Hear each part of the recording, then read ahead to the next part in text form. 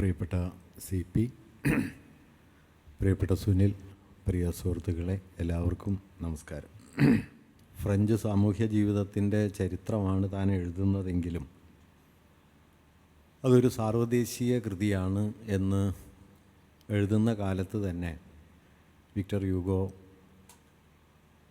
സ്വയം മനസ്സിലാക്കുകയും ലോകത്തോട് പറയാൻ ശ്രമിക്കുകയും ചെയ്യുന്നുണ്ട്. 1862 ഏപ്രിൽ 3 പാവങ്ങളുടെ ആദ്യ പതിപ്പ് പാരീസിൽ പുറത്തിറങ്ങുന്നത്. വളരെ പെട്ടെന്ന് തന്നെ അത് ലോകശ്രദ്ധ നേടി. ലോകത്തിലെ പല ഭാഷകളിലേക്ക് അത് വളരെ പെട്ടെന്ന് വിവർത്തനം ചെയ്യപ്പെട്ടു. 1862 ഒക്ടോബർ 18 ഇറ്റാലിയൻ പ്രസാധകന് എഴുതിയ കത്തിൽ പാവങ്ങളെക്കുറിച്ച് ഹ്യൂഗോ പറയുന്ന ഒരു കാര്യം നമ്മുടെ ഈ വിഷയത്തോട് വലിയ ബന്ധമുള്ള ഒരു കാര്യമാണ്. ഹ്യൂഗോ എഴുതുന്നത്, പാവങ്ങളെന്ന പുസ്തകം എല്ലാ രാജ്യക്കാർക്കും വേണ്ടി എഴുതപ്പെട്ടതാണെന്ന് നിങ്ങൾ പറയുന്നത് ശരിയാണ്. അതെല്ലാവരും വായിച്ചു നോക്കുമോ എന്നെനിക്കറിഞ്ഞുകൂടാ. പക്ഷേ അത് ഞാൻ എല്ലാവർക്കും വേണ്ടി എഴുതിയിട്ടുള്ളതാണ്. സാമുദായികമായ വിഷമതകൾ രാജ്യസീമകളെ കവച്ച് കടക്കുന്നു. മനുഷ്യജാതിക്കുള്ള വ്രണങ്ങൾ, ഭൂമണ്ഡലം മുഴുവനും വ്യാപിച്ചു കിടക്കുന്ന ആ വ്രണങ്ങൾ ഭൂപടത്തിൽ വരയ്ക്കപ്പെട്ട ചുവന്നതോ നീലിച്ചതോ ആയ അതിർവരകൾ കൊണ്ട് അവസാനിക്കുന്നില്ല. മനുഷ്യൻ അജ്ഞനും നിരാശനുമായി എവിടെയെല്ലാമുണ്ടോ, സ്ത്രീകൾ ഭക്ഷണത്തിനു വേണ്ടി എവിടെയെല്ലാം വിൽക്കപ്പെടുന്നുണ്ടോ, അറിവ് നൽകുന്ന പുസ്തകവും തണുപ്പകറ്റാനുള്ള നെരിപ്പോടും കിട്ടാതെ കുട്ടികൾ എവിടെയെല്ലാം കഷ്ടപ്പെടുന്നുണ്ടോ, അവിടെയെല്ലാം പാവങ്ങളെന്ന പുസ്തകം വാതിൽക്കൽ മുട്ടി വിളിച്ചിട്ട് പറയും, എനിക്ക് വാതിൽ തുറന്നു തരിക, ഞാൻ വരുന്നത് നിങ്ങളെ കാണാനാണ്. ലോകാതിർത്തികളെ ഭേദിച്ച് പാഞ്ഞുപോകുന്ന മാനവികതയുടെ ഒരു വിശാല മൂല്യം തൻ്റെ കൃതിയിൽ നിലീനമായിട്ടുണ്ട് എന്നാണ് ഹ്യൂഗോ ഇതിൽ പറയുന്ന ഒരാശയം. ഞാനിത് വായിച്ചപ്പോൾ ഓർത്ത ഒരു കാര്യം, ഈ ആമുഖം, ഈ ഇറ്റാലിയൻ പ്രസാധകനുള്ള കത്ത് പാവങ്ങളുടെ പതിപ്പിൽ നാലപ്പാട് വിവർത്തനം ചെയ്ത് ചേർത്തിട്ടുണ്ട്. അദ്ദേഹത്തിൻ്റെ വിവർത്തനമാണ് ഞാനീ വായിച്ചത്. ഞാനിത് വായിച്ചപ്പോൾ പിന്നീട് മലയാളത്തിലെ വലിയൊരു കവിതയെക്കുറിച്ച് ഓർക്കുകയുണ്ടായി. എടശ്ശേരിയുടെ കുടിയിറക്കം. കുടിയിറക്കപ്പെടും കൂട്ടരെ പറയുവിൻ ഏത് ദേശക്കാർ നിങ്ങൾ എന്ന് തുടങ്ങി അവസാന കവിത എത്തുന്നത്, അതുകൊണ്ടെന്തുണ്ട് ആർക്കാനും ഉടമയോരാത്ത ഭൂപടമേലും പാഴ്വരയ്ക്കർത്ഥമുണ്ടോ എന്ന് കഴിഞ്ഞ് എടശ്ശേരി പറയുന്നത്, എവിടവിടങ്ങളിൽ ചട്ടികലങ്ങൾ എടുത്തെറിയപ്പെടുന്നുണ്ട് ഈ പാരിടത്തിൽ, അവിടവിടങ്ങളെ കൂട്ടി വരയ്ക്കണം പുതിയൊരു രാഷ്ട്രത്തിന് അതിർവരകൾ. എടശ്ശേരി എഴുതുന്ന ആശയം മുമ്പേ ഈ വരിയിൽ വരുന്നുണ്ട്. ഭൂമണ്ഡലം മുഴുവൻ വ്യാപിച്ചു കിടക്കുന്ന മനുഷ്യജാതിയുടെ വ്രണങ്ങൾ ഭൂപടത്തിൽ വരയ്ക്കപ്പെട്ട ചുവന്നതോ നീലിച്ചതോ ആയ അതിർവരകൾ കൊണ്ട് അവസാനിക്കുന്നില്ല. ഈ കത്തിൻ്റെ അവസാന ഭാഗത്ത് അദ്ദേഹം ഗംഭീരമായൊരു വാക്യം കൂടി എഴുതുന്നുണ്ട്. നാം ഇപ്പോൾ കടന്നു പോരുന്ന അത്രമേൽ ദുഃഖമയമായ പരിഷ്കാരഘട്ടത്തിൽ പാവങ്ങളുടെ പേർ മനുഷ്യൻ എന്നാണ്. ഇങ്ങനെ 19-ാം നൂറ്റാണ്ട് ജന്മം നൽകിയ മാനവികതാ ബോധത്തിൻ്റെ ഏറ്റവും കാതലായ ഒരു മൂല്യത്തെയാണ് താൻ ഈ കൃതിയിൽ പ്രകാശിപ്പിക്കാൻ ശ്രമിക്കുന്നത് എന്ന് അദ്ദേഹം 1862 ഈ കത്തിൽ എഴുതുന്നുണ്ട്. പാവങ്ങളുടെ ആമുഖം അദ്ദേഹം എഴുതിയത് റഫീഖ് അത് ഉദ്ധരിക്കുകയുണ്ടായി. ആ ആമുഖം അദ്ദേഹം എഴുതുന്നത് 1860 അവസാനമാണ്. അതിനു മുമ്പ് സുദീർഘമായ മറ്റൊരു ആമുഖം ഇതിനെഴുതാൻ അദ്ദേഹം തുനിയുന്നുണ്ട്. 2 ഭാഗങ്ങളുള്ള, ഒന്നാം ഭാഗത്തിന് ദൈവമെന്നും രണ്ടാം ഭാഗത്തിന് ആത്മാവെന്നും ഗോഡെന്നും സോളെന്നും പേരായ 2 ഭാഗങ്ങളുള്ള ദീർഘമായൊരാമുഖം തൻ്റെ കൃതിയെ ഒരു ദാർശനികമായ ഒരു ആമുഖത്തിലൂടെ മനുഷ്യാവസ്ഥയെക്കുറിച്ചുള്ള വലിയ ചില ചോദ്യങ്ങളിലേക്ക് ചേർത്ത് വയ്ക്കണം എന്ന് കരുതിക്കൊണ്ട് യൂഗോ എഴുതി തുടങ്ങിയ ഒരു ആമുഖമുണ്ട്. നേരത്തെ ഇവിടെ പലരും പരാമർശിച്ച യോസയുടെ അദ്ദേഹത്തിൻ്റെ പാവങ്ങളെക്കുറിച്ചുള്ള പഠനത്തിൽ അക്കാര്യം സൂചിപ്പിക്കുന്നുണ്ട്. 1860 ഏപ്രിൽ 26 മുതൽ 1860 മെയ് 12 വരെയാണ് യൂഗോ ഈ കൃതിയുടെ അവസാന പതിപ്പ് വായിക്കുന്നത്, കയ്യെഴുത്ത് പ്രതി അവസാനമായി വായിക്കുന്നത്. ഇതിന് ദീർഘമായൊരു രചനാചരിത്രമുണ്ട്. 1845 മുതൽ 48 വരെയാണ് അദ്ദേഹം ഇതിൻ്റെ ആദ്യ കരട് എഴുതുന്നത്. മിസറീസ് എന്ന പേരിലാണ് ഇതിൻ്റെ ആദ്യ കരട് അദ്ദേഹം തയ്യാറാക്കുന്നത്. പിന്നീട് 1860-62 കാലത്താണ് നാം ഇന്ന് കാണുന്ന രൂപത്തിലേക്ക് അതിനെ അദ്ദേഹം രൂപാന്തരപ്പെടുത്തുന്നത്. ആ പരിവർത്തനത്തെക്കുറിച്ച് David Bellos novel of the century എന്ന പേരിൽ ഈ പാവങ്ങളെക്കുറിച്ച് അതിവിസ്തൃതമായ പഠനം നടത്തിയ ഡേവിഡ് ബെല്ലോസ് പറയുന്നത്, ഈ കാലം കൊണ്ട് from a compact story to a dense forest എന്ന നിലയിൽ ഇത് മാറി എന്ന് പറയുന്നുണ്ട്. വളരെ കെട്ടുറപ്പുള്ള ഒരു കഥ എന്നതിൽ നിന്ന് അതിസാന്ദ്രമായ ഒരു നിബിഡ വനമായി ഈ കൃതി മാറിത്തീർന്നു എന്ന് അദ്ദേഹം പറയുന്നുണ്ട്.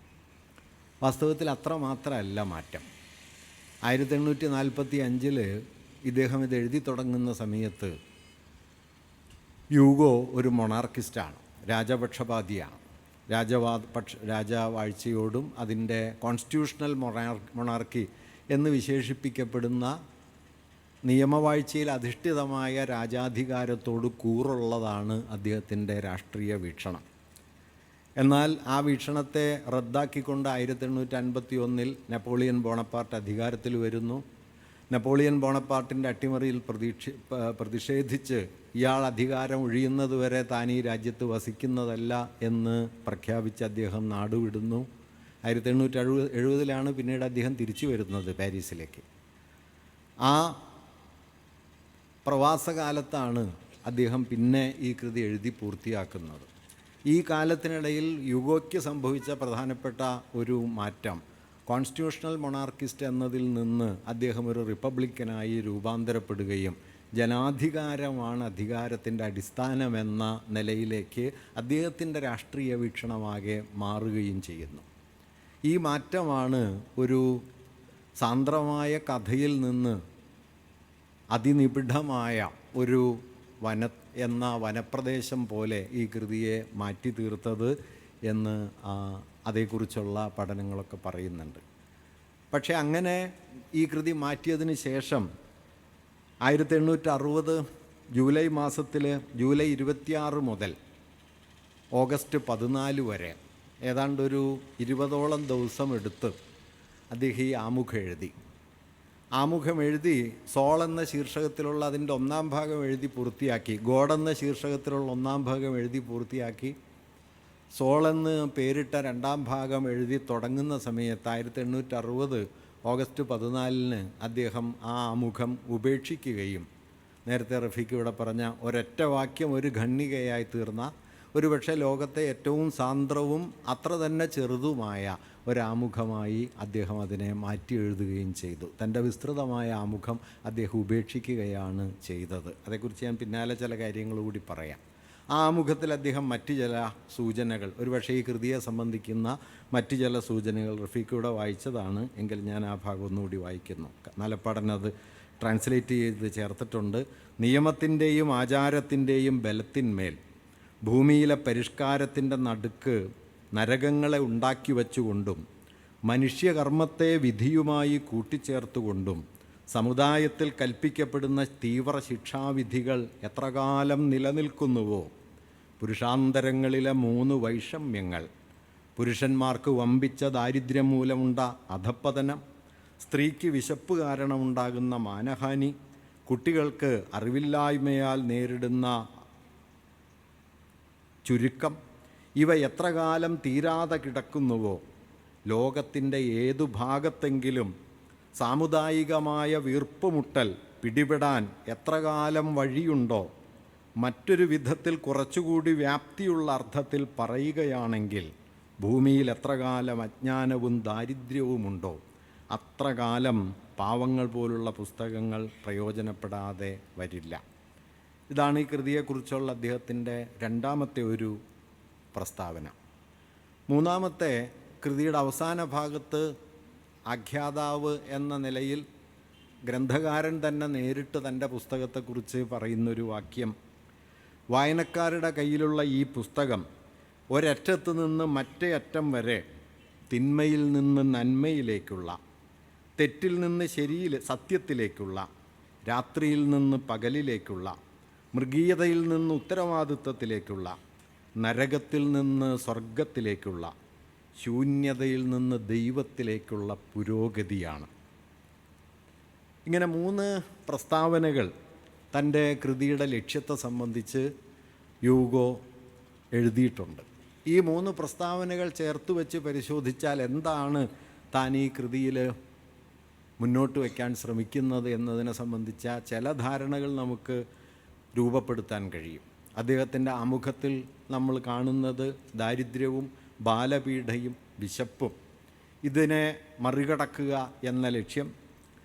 ആദ്യം ഞാൻ വായിച്ച ഇറ്റാലിയൻ പ്രസാധകനുള്ള കത്തിൽ സാർവദേശീയതയും മാനവികതയും, ഏറ്റവും ഒടുവിൽ ഗ്രന്ഥകാര പ്രസ്താവന പോലെ നോവലിൻ്റെ അവസാന ഭാഗത്ത് വരുന്ന യൂഗോയുടെ വാക്യത്തിൽ ധാർമ്മികതയെയും ദൈവത്തെയും സംബന്ധിക്കുന്ന വലിയ ചില ചോദ്യങ്ങളും. ഈ 3 തലങ്ങളും തൻ്റെ ഈ നോവലിൽ സന്നിവേശിപ്പിക്കാൻ അദ്ദേഹം ആഗ്രഹിക്കുന്നുണ്ട്. എല്ലാ തലങ്ങളും ഒരുപോലെ ഇതിൽ സന്നിഹിതമായിട്ടുണ്ടോ, ആ എല്ലാ പ്രതലങ്ങളെയും മുൻനിർത്തി ഈ കൃതി വായിക്കപ്പെട്ടോ എന്നതൊക്കെ മറ്റൊരു കാര്യമാണ്. ഇപ്പോൾ പി കെ ബാലകൃഷ്ണൻ ആരോഗ്യ നികേതനത്തെക്കുറിച്ച് എഴുതുമ്പോൾ ഇന്ത്യയിൽ ഏറ്റവും സമുന്നതമായ കൃതിയായി അത് മാറിത്തീർന്നത് എങ്ങനെ എന്ന് പറയുന്ന സന്ദർഭത്തിൽ യാദൃച്ഛികമായി ഇങ്ങനെ ഒരു തലത്തിലെ ഒരു സൂചന അദ്ദേഹം നൽകുന്നുണ്ട്. ഒരു കൃതി, ഒരു നോവൽ മഹത്തായ നോവലായി തീരുന്നത് അതൊരു ഭാഗത്ത് പ്രാഥമികമായ ഒരു കഥയായിരിക്കുക, 2 കഥാപാത്രങ്ങളെ സാമൂഹിക ബന്ധങ്ങളുടെ സംയോജിത സ്ഥാനങ്ങളായി അവതരിപ്പിക്കുക വഴി മുന്നിലേക്കും പിന്നിലേക്കും പടരുന്ന ബന്ധങ്ങളുടെ നടുവിൽ അവരെ പ്രതിഷ്ഠിക്കുക വഴി ചരിത്രത്തിൻ്റെ വിശാലമായൊരു ഭൂമികയായ ഒരു കൃതി മാറിത്തീരുക. 3 മനുഷ്യാവസ്ഥയും പ്രാപഞ്ചികതയും തമ്മിലുള്ള മുഖാമുഖത്തിൻ്റെ കഥയായി കൂടി അതിനെ മാറ്റി തീർക്കുക. ഈ 3 കാര്യങ്ങൾ നിറവേറ്റുമ്പോഴാണ് ഒരു മഹത്തായ നോവലുണ്ടാവുക എന്ന് താരാശങ്കറിനെ മുൻനിർത്തിയിട്ട് ബാലകൃഷ്ണൻ പറയുന്നുണ്ട്. ഏതാണ്ട് ഈ 3 കാര്യങ്ങളും താൻ അഭിസംബോധന ചെയ്യാൻ ശ്രമിക്കുന്നുണ്ട് എന്ന് അദ്ദേഹം യൂഗോ ഈ കൃതിയിൽ സൂചിപ്പിക്കുകയും ചെയ്യുന്നുണ്ട്. അങ്ങനെ തൻ്റെ പുസ്തകത്തിൻ്റെ വിശാല താല്പര്യം, അദ്ദേഹം ഉപേക്ഷിച്ച് കളഞ്ഞ ആമുഖം, വാസ്തവത്തിൽ ഈ പ്രമേയത്തെ അഭിസംബോധന ചെയ്യാനാണ് ശ്രമിച്ചത്. ഒരുപക്ഷെ താനായി തന്നെ തൻ്റെ കൃതിയെ അത്രമേൽ വിപുലമായ ഒരു വ്യാഖ്യാനത്തിലേക്ക് കടത്തേണ്ടതില്ല. യോസ അതിനെക്കുറിച്ച് പറയുന്നുണ്ട്. യൂഗോയെപ്പോലെയുള്ള ഒരു അതിവേഗത്തിൽ എഴുതിക്കൊണ്ടിരിക്കുന്ന ഒരു എഴുത്തുകാരന് 2 ദിവസം കൊണ്ടൊരു നാടകം എഴുതി തീർക്കാൻ കഴിയുന്ന, ഒരാഴ്ച കൊണ്ടൊരു നോവലിൻ്റെ രൂപരേഖ ഉണ്ടാക്കാൻ കഴിയുന്ന അതിബൃഹത്തായ രചനാ പാരമ്പര്യമുള്ള ഒരാൾ ഒരാമുഖം എഴുതാൻ വേണ്ടി ഏതാണ്ട് 20 ദിവസക്കാലത്തോളം എടുത്തു എന്നത് യൂഗോയുടെ രചനാരീതിയെ സംബന്ധിച്ച് അത്യസാധാരണമാണ് എന്ന കാര്യം അദ്ദേഹം എടുത്ത് പറയുന്നുണ്ട്. അങ്ങനെ എഴുതിയ ആമുഖമാകട്ടെ അദ്ദേഹം ഉപേക്ഷിക്കുകയുമാണ് ചെയ്തത്. അങ്ങനെ തൻ്റെ കൃതിയെ സംബന്ധിക്കുന്ന ഒരു വലിയ പരിപ്രേക്ഷ്യം, ഒരുപക്ഷെ അത് വായിക്കപ്പെട്ടതിനും അപ്പുറമുള്ള വലിയ ചില താല്പര്യങ്ങൾ, മനുഷ്യാവസ്ഥയെ സംബന്ധിക്കുന്ന വിശാലമായ ചോദ്യങ്ങൾ, അതിഭൗതികം എന്നുകൂടി വിളിക്കാവുന്ന അന്വേഷണങ്ങൾ യൂഗോ ഈ കൃതിയിൽ സന്നിവേശിപ്പിക്കാനായിട്ട് ശ്രമിച്ചിരുന്നു. ആ ശ്രമമാണ് ഒരുപക്ഷെ 45-48 കാലത്തിലെ ആദ്യ രൂപത്തിൽ നിന്ന് ലെ മിസറാബ്ലെ എന്ന് വിളിക്കുന്ന ഈ അവസാന രൂപത്തിലേക്ക് എത്തുമ്പോഴേക്കും അതിനെ രൂപാന്തരപ്പെടുത്തിയത് എന്ന് വേണമെങ്കിൽ കാണാൻ പറ്റും. ആ മാറ്റത്തിൽ ഈ കൃതിക്ക് എന്ത് സംഭവിച്ചു?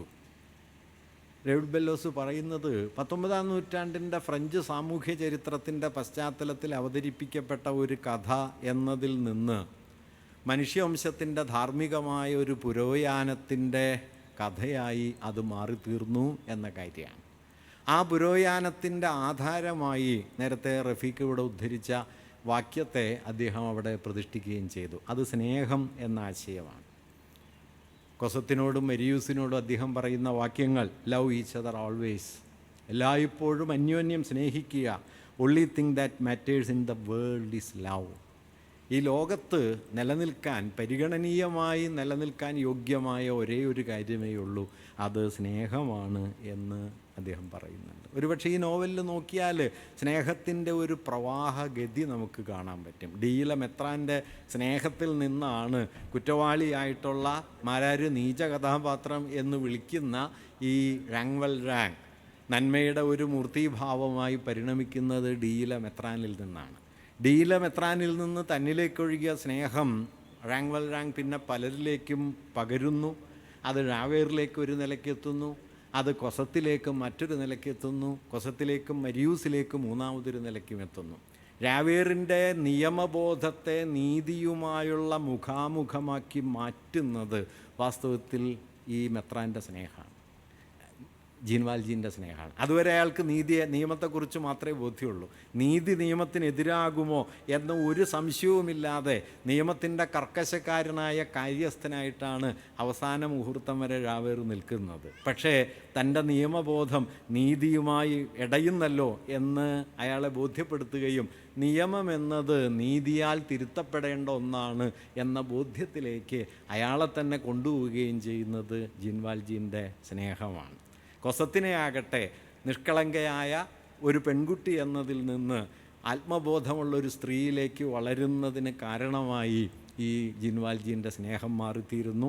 സംശയാലുവായ, ആത്മബോധത്തിൽ പലപ്പോഴും ഭ്രമിക്കുന്ന മരിയൂസിനെ വലിയൊരു വിപ്ലവകാരിയുടെ മൂല്യബോധത്തിലേക്ക്, അതോടൊപ്പം തന്നെ സ്നേഹത്തിൻ്റെ മൂല്യമറിഞ്ഞ ഒരാളിലേക്ക് ജീൻവാൽജീൻ്റെ സ്നേഹം മാറ്റി തീർക്കുകയും ചെയ്യുന്നു. അങ്ങനെ സ്നേഹം എന്നത് ഈ നോവലിൻ്റെ അവസാന ഭാഗം മുതൽ, തുടക്കത്തിൽ മെത്രാനെ കാണുന്നു, അവസാന ഭാഗത്ത് നേരത്തെ റഫീഖ് ഉദ്ധരിച്ച പോലെ മരണക്കിടക്കയിൽ കസേരയിൽ ചാരിയിരുന്ന് കുഞ്ഞുങ്ങളോട് സംസാരിച്ച് തൻ്റെ പിറകിൽ തെളിയുന്ന വിളക്കുകാലിൻ്റെ വെളിച്ചത്തിൽ അവസാന ശ്വാസം വലിക്കുന്ന ജീൻവാൽജീനെ നാം കാണുന്നു. ഈ രണ്ട് സന്ദർഭങ്ങളെയും കൂട്ടിയിണക്കിക്കൊണ്ട് നോവലിനകത്ത് സ്നേഹം എന്ന മൂല്യം പ്രവഹിക്കുന്നു. വാസ്തവത്തിൽ സ്നേഹം എന്നത് ഒരു വലിയ രാഷ്ട്രീയ മൂല്യമാണ്, ഒരു വലിയ രാഷ്ട്രീയ മൂല്യമാണ്. സ്നേഹത്തെക്കുറിച്ചുള്ള ഒരുപക്ഷെ ഏറ്റവും പ്രധാനപ്പെട്ട, ഏറ്റവും മൗലികമായ ഒരു നിരീക്ഷണം റോബർട്ട് ഹെയ്ൻലൈൻ എന്നു പേരായ അത്ര പ്രസിദ്ധനൊന്നുമല്ലാത്ത ഒരു സാമൂഹ്യ ചിന്തകൻ, അദ്ദേഹം സ്നേഹത്തിന് നൽകുന്നൊരു വിശദീകരണം വളരെ മൗലികമായ ഒന്നാണ്. അദ്ദേഹം പറയുന്നത്, love is that condition in which happiness of another person is essential for your own. Love is that condition in which happiness of another person is essential for your own. നിങ്ങളുടെ ആഹ്ലാദത്തിൻ്റെ അടിസ്ഥാനമായി മറ്റൊരാളുടെ ആഹ്ലാദം അനിവാര്യമായിരിക്കുന്ന ഒരു കണ്ടീഷനാണ്, ഒരു അവസ്ഥയാണ് സ്നേഹം. അതുകൊണ്ട് സ്നേഹത്തിലാവുക എന്ന് പറയുന്നതിൻ്റെ അർത്ഥം മറ്റൊരാളെ ആനന്ദത്തിലാഴ്ത്തുക എന്നതുകൂടിയാണ്. സ്നേഹം അതിൽ തന്നെ ഒരു സാമൂഹ്യ മൂല്യമായി തീരുന്നത് അവിടെ വച്ചാണ്. ഒരുപക്ഷേ പാവങ്ങൾ മലയാളത്തിലെത്തുന്നതിന് 2-3 കൊല്ലം മുമ്പ് മലയാളത്തിലൊരു വലിയ കവി ഇത് പറയുന്നുണ്ട്. ചണ്ടാലഭിക്ഷയുടെ അവസാനം നിങ്ങൾക്ക് കാണാൻ പറ്റും, സ്നേഹം താൻ ജീവിതം ശ്രീമൻ, സ്നേഹവ്യാഹതി തന്നെ മരണം. ജാതിക്കെതിരെ ഉയർന്ന കേരളത്തിലെ ഏറ്റവും നിശിതമായ വിമർശനമായിരുന്നു ചണ്ടാലഭിക്ഷുകി. ആ ചണ്ടാലഭിക്ഷുകി പക്ഷെ അവസാനിക്കുന്നത് സ്നേഹത്തിലാണ്. സ്നേഹം താൻ ജീവിതം, സ്നേഹവ്യാഹതി തന്നെ മരണം. അതിൻ്റെ തെളിവായിട്ട് ആശാൻ മൈത്രി എന്ന സങ്കല്പത്തെ കൂടി പിന്നാലെ ചേർത്ത് വയ്ക്കുന്നുണ്ട്.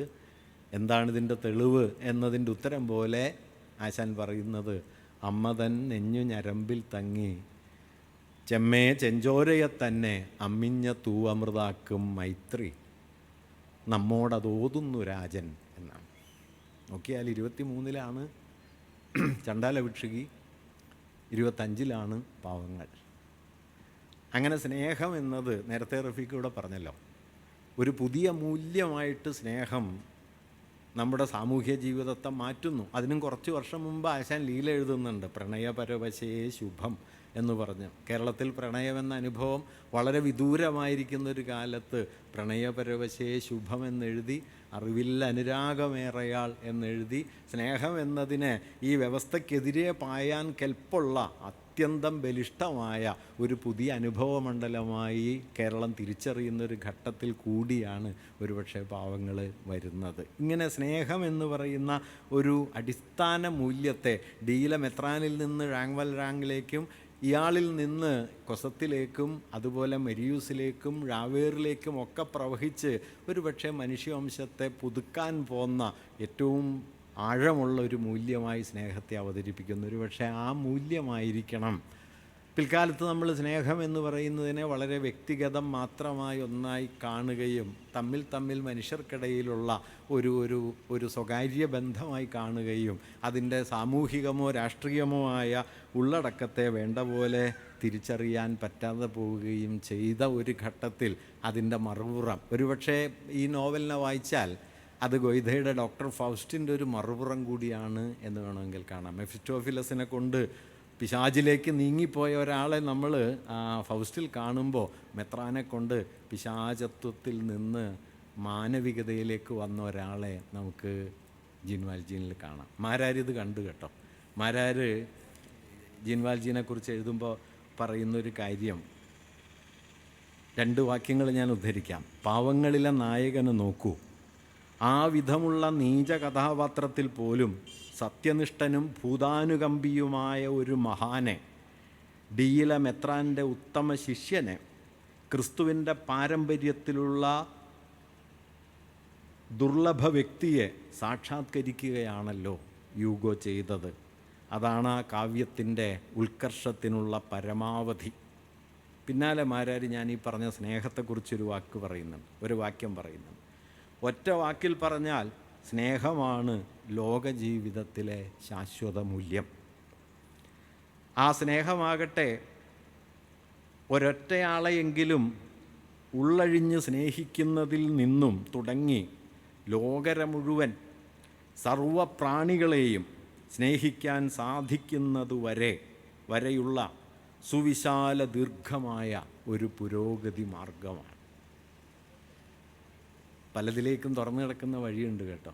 ഒരു വീട എറുമ്പിനും വരുത്തരുത് എന്നതിലേക്ക് സർവ്വജീവജാലങ്ങളെയും സർവപ്രാണികളെയും സ്നേഹിക്കാൻ സാധിക്കുന്നത് വരെയുള്ള സുവിശാല ദീർഘമായ ഒരു പുരോഗതി മാർഗമാണ് സ്നേഹം. ഒരുപക്ഷെ ഞാൻ കരുതുന്നത് മലയാളത്തിൽ നേരത്തെ റഫീഖ് ഇവിടെ ഉദ്ധരിച്ച മലയാളത്തിൻ്റെ പാവങ്ങൾ മലയാളത്തിൽ വായിക്കപ്പെട്ട 2 അറ്റങ്ങളാണല്ലോ. ഒന്ന് മാരാരും മറ്റൊന്ന് EMS. കാരണം മാരാരും EMS സാഹിത്യ സംബന്ധിയായ ദർശനത്തിൽ പരസ്പര വൈരുദ്ധ്യങ്ങളുടെ ആകാവുന്നത്ര അകലത്തിലെത്തിയ ആളാണ്. മാരാര് പുരോഗമന സാഹിത്യ പ്രസ്ഥാനത്തെക്കുറിച്ച് പറഞ്ഞത് കണ്ടടത്ത് വെച്ച് എതിർക്കണമെന്ന് ഞാൻ തീരുമാനിച്ചൊരു പ്രസ്ഥാനമേ ഉള്ളൂ എന്ന്. മൂപ്പരുടെ ഒരു വ്രതമായിരുന്നു അത്. മാമ്പഴത്തിൻ്റെ അവതാരിയിലേക്ക് ഒരു കാര്യവുമില്ല. ഇതിലെ അമ്മ കന്നിക്കൊയ്ത്തിൻ്റെ അവതാരികയിൽ മാമ്പഴത്തെക്കുറിച്ച് എഴുതുമ്പോൾ ഇങ്ങനെ ഒരു വരിയുണ്ട്. ഇതിലെ അമ്മ 1 റുപ്യ വരുമാനക്കാരിയാണോ 10 റുപ്യ വരുമാനക്കാരിയാണോ എന്ന് അറിഞ്ഞിട്ട് വേണം ഈ കവിത വായിക്കാൻ ആസ്വദിക്കാൻ എന്ന് കരുതുന്ന ഒരു സാഹിത്യ കക്ഷിയുണ്ട്. അവരെക്കുറിച്ച് ഞാൻ എന്ത് പറയാനാണ്? വെറും നസ്യാണ്, അതിനൊരു കാര്യമില്ല. ആ കവിതയുമായിട്ട് അതിന് യാതൊരു ബന്ധവുമില്ല. പക്ഷെ മാരാരവിടെ പറയും. മാരാർക്ക് പിന്നെ അതുമാത്രമല്ല കേട്ടോ, മാരാരെ സംബന്ധിച്ച് ഇതിൽ വേറൊരു പ്രശ്നമുണ്ട്. അത് പക്ഷേ മാരാരോടുള്ള വിമർശകർ വേണ്ട പോലെ ഇപ്പോൾ പുരോഗമന സാഹിത്യ പ്രസ്ഥാനം അടക്കം ശ്രദ്ധിച്ചിട്ടുണ്ടെന്ന് പറഞ്ഞുകൂടാ. ഞാനിത് തെറ്റാണെന്ന് പറയല്ല. മാരാരെ സംബന്ധിച്ച് സാഹിത്യം എന്ന് പറയുന്നത് ഒരു കേവല രസാസ്വാദനമല്ല. സാഹിത്യം എന്ന് പറയുന്നത് ആസ്വാദനമല്ല, അതൊരു ധാർമ്മിക പദ്ധതിയാണ്. ആ ധാർമ്മികത പദ്ധതിക്ക് എതിരാകുന്ന ഒന്നിനെയും മാരാർ അംഗീകരിക്കില്ല. അത് എഴുത്തച്ഛനായാലും അംഗീകരിക്കില്ല, കുഞ്ചൻ നമ്പ്യാരായ അംഗീകരിക്കില്ല. നമ്മുടെ സംസ്കാര ലോപം എന്ന് പറഞ്ഞൊരു ലേഖനം എഴുതിയിട്ടുണ്ട്. അതിൽ കല്യാണ സൗഗന്ധ്യത്തിൽ ഭീമനും ഹനുമാനും തമ്മിലുള്ള തർക്കം ഷണ്ഡ ആവിഷ്കരിച്ച കുഞ്ചൻ നമ്പ്യാരെക്കുറിച്ച് മാരാർ എഴുതുന്നൊരു വാക്യം, ജീവിതത്തിൻ്റെ പരമമൂല്യങ്ങളെക്കുറിച്ച് 2 ജ്യേഷ്ഠാനുജന്മാർ തമ്മിൽ നടക്കുന്ന ആ സംവാദം എവിടെ, 2 മർക്കട പ്രകൃതികൾക്കിടയിലെ കടിപിടിയായി അവതരിപ്പിച്ച കവി എവിടെ? ഈ സംസ്കാര ദൂഷകനായ ഈ കവിപരിഷയെക്കുറിച്ച് ഞാനെന്ത് പറയാനാണ്? കുഞ്ചൻ നമ്പ്യാരെക്കുറിച്ചാണ് അങ്ങനെയൊക്കെ പറയാൻ മാരാർക്കൊരു മടിയില്ല. അത് എഴുത്തച്ഛനെക്കുറിച്ചും പുള്ളിക്ക് അങ്ങനെ പറ്റില്ല. ഇപ്പോൾ കാളിദാസനെ ഇടയ്ക്കിടയ്ക്ക് പുറത്താക്കുമല്ലോ. മൂപ്പരുടെ ധാർമ്മിക മൂല്യത്തിന് കാളിദാസൻ്റെ ഒരു കവിത ബോധ്യപ്പെട്ടില്ല എന്ന് വെച്ചാൽ അത് പ്രക്ഷിപ്താണെന്നാണ്, അല്ലാതെ അതിൽ വേറെ വാദമൊന്നുമില്ല. എന്താ പ്രക്ഷിപ്തായെന്ന് വെച്ചാൽ മൂപ്പർക്ക് ഇഷ്ടമായില്ല, അത്രയേ ഉള്ളൂ. എന്നാൽ ഇതേ പണി മറ്റേ മഹാഭാരതത്തിൻ്റെ ക്രിട്ടിക്കൽ എഡിഷൻ സൂക്താങ്കാർ തയ്യാറാക്കിയപ്പോൾ സൂക്താങ്കാർ ഒരു മെത്തഡോളജിയൊക്കെ ഉണ്ടാക്കിയിട്ട് അതിന് നിരക്കാത്ത ടെക്സ്റ്റുകളൊക്കെ ശ്ലോകങ്ങളൊക്കെ പ്രക്ഷിപ്താണെന്ന് പറഞ്ഞ് പുറത്താക്കുന്നുണ്ട്. ഇപ്പം ഗണപതിക്ക് വ്യാസൻ പറഞ്ഞു കൊടുത്ത് എഴുതിച്ചതാണ് മഹാഭാരതം എന്ന ഭാഗമൊന്നും സൂക്തങ്കാരുടെ ക്രിട്ടിക്കൽ എഡീഷനിലില്ല, അതൊക്കെ പ്രക്ഷിപ്താണെന്നാണ്. അത് മാരാർക്ക് ഇഷ്ടമായിട്ടില്ല. മാരാറും ഇങ്ങനെ തോന്നിയാസം കാണിക്കാൻ പാടില്ല എന്ന് പറയും. അത് പക്ഷേ മൂപ്പര് കാണിക്കും. മൂപ്പർക്ക് കാളിദാസൻ എഡിറ്റ് ചെയ്യാം, സൂക്താങ്കാർക്ക് പക്ഷേ വ്യാസൻ എഡിറ്റ് ചെയ്യാൻ പറ്റില്ല. ഞാൻ പറഞ്ഞത് അത് മാരാരുടെ ഒരു സൗന്ദര്യ വീക്ഷണത്തിൻ്റെ പ്രശ്നമാണ്. പക്ഷേ മാരാർ തൊടുന്ന പോയിൻ്റ് പ്രധാനമാണ്. ഈ സ്നേഹം എന്ന് പറയുന്ന ഒരു മൂല്യത്തെ മാരാർ എങ്ങനെ കാണുന്നു എന്നുള്ളത് ഇവിടെ ശ്രദ്ധിക്കേണ്ടതാണ്. നമ്മൾ ഒരുപക്ഷെ ഇ എം എസ് പാവങ്ങളെക്കുറിച്ച് പറയുന്ന ഒരു കാര്യം, ഒരു നൂറ്റാണ്ടിന് മുമ്പ് യൂറോപ്പിലാകെ അടിച്ചു കയറിയതും ഇന്ത്യയിലേക്ക് അടിച്ചു കയറിക്കൊണ്ടിരിക്കുന്നതുമായ സമഗ്ര വിപ്ലവത്തിൻ്റെ ആത്മാവ് ഉൾക്കൊണ്ട കൃതിയാണ് പാവങ്ങൾ എന്നാണ് ഇ എം എസ് പറയുന്നത്. കേരളത്തിലെ വിപ്ലവ പ്രസ്ഥാനത്തെ വളരെയേറെ വളർത്താൻ അത് സഹായിച്ചു എന്നും ഇ എം എസ് പറയുന്നുണ്ട്. അപ്പോൾ പ്രത്യക്ഷത്തിൽ ഒരു പക്ഷേ മാരാരുടെ ഈ വ്യക്തിപരമായ ഒരു സ്നേഹഭാവവും ഇ എം എസിൻ്റെയും ദാമോദരൻ്റെയും ഒക്കെ സാമൂഹികതാ സങ്കല്പവും തമ്മിൽ ഒരു വൈരുദ്ധ്യമുണ്ടെന്ന് തോന്നാമെങ്കിലും ആ വൈരുദ്ധ്യത്തെ പരിഹരിക്കുന്ന ഒരു ഘടകമാണ് വാസ്തവത്തിൽ സ്നേഹം എന്നാണ് ഞാൻ കരുതുന്നത്. കാരണം സ്നേഹം വളരെ വിപ്ലവപരമായ ഒരു മൂല്യമാണ്. അത് ഇന്ന് കൂടുതൽ ഉറപ്പിച്ച് പറയണം.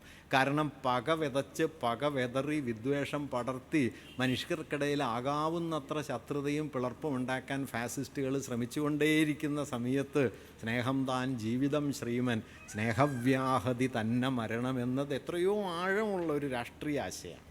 അതുകൊണ്ട് സ്നേഹം എന്ന് പറയുന്നത് വാസ്തവത്തിൽ സ്നേഹം സാധ്യമല്ല.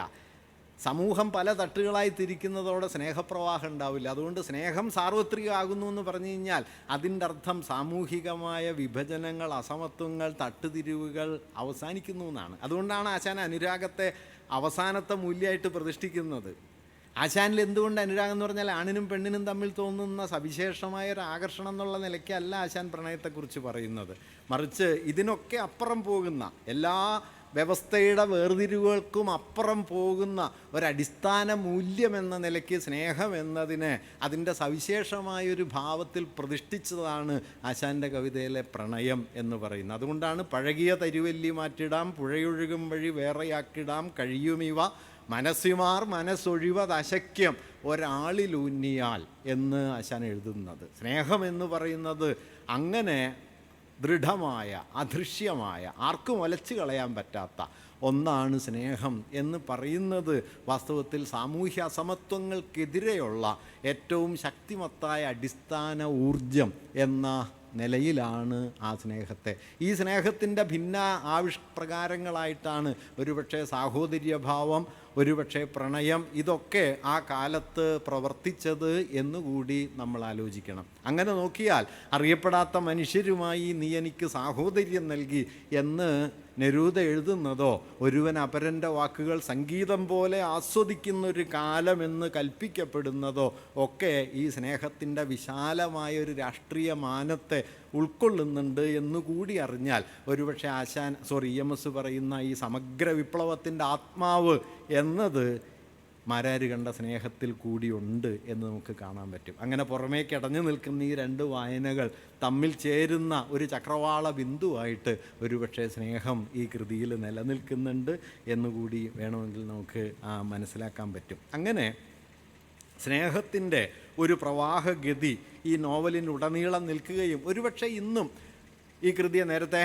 ഇവിടെ പറഞ്ഞ പാവങ്ങളുടെ പിൽക്കാല ജീവിതത്തെക്കുറിച്ചുള്ള പഠനത്തിൻ്റെ ആമുഖത്തിൽ എങ്ങനെയാണ് പാവങ്ങൾ പിൽക്കാലത്ത് നിലനിന്നത് എന്നത് ചർച്ച ചെയ്യുന്ന സമയത്ത് 1920കളിൽ ഫാഷിസത്തിൻ്റെ സമയത്ത് ഫാഷിസത്തിനെതിരായി മനുഷ്യവംശത്തിൻ്റെ കയ്യിലെ ഏറ്റവും വലിയ സമരായുധമായി സ്നേഹം മനസ്സിലാക്കപ്പെട്ടതും രണ്ടാം ലോകയുദ്ധത്തിൻ്റെ കൊടിയ നിരാശയുടെ നടുവിൽ സ്നേഹമെന്ന പ്രത്യാശയുടെ മൂല്യമായി അത് നിലനിന്നതും 1960 വിദ്യാർത്ഥി കലാപത്തിൻ്റെ കാലത്ത് സാർവത്രികമായി ഉണർവിൻ്റെ സ്രോതസ്സായി അത് മനസ്സിലാക്കപ്പെട്ടതും ആഗോളീകരണത്തിൻ്റെ കാലത്ത് ഇനി ഉണരാനിരിക്കുന്ന ഭാവിയെക്കുറിച്ചുള്ള പ്രതീക്ഷയായി അത് മാറിത്തീർന്നതും നവഫാസിസത്തിനെതിരായി പോലും ഉയർന്നു വരാവുന്ന ഒരു അടിസ്ഥാന മൂല്യമായി ഈ സ്നേഹം പ്രവർത്തിക്കുന്നതും പറഞ്ഞിട്ടാണ് പാവങ്ങൾ എത്ര പടവ് ജീവിച്ചു എന്ന ആമുഖത്തിൽ അത് പറയുന്നത്. ഒരു ജീവിതമല്ല അത്. ഈ ഔസ പറയുന്നൊരു കാര്യമുണ്ട്, പാവങ്ങളൊരു നോവലൊന്നുമല്ല. ലേ മിസറബിൾ എന്ന് പറയുന്നത് ഒരു നോവലല്ല, അദ്ദേഹം പറയുന്ന അതൊരു വലിയ വ്യവഹാരമാണ്. അദ്ദേഹം നൽകുന്ന രസമുള്ളൊരു വിവരണമുണ്ട് കേട്ടോ. ഞാനത് വായിച്ചപ്പോൾ എനിക്ക് ഭയങ്കര കൗതുകം തോന്നി. അദ്ദേഹം എഴുതുന്നത് പാവങ്ങളെക്കുറിച്ച് ഇതുവരെ എഴുതപ്പെട്ട എല്ലാ പഠനങ്ങളും,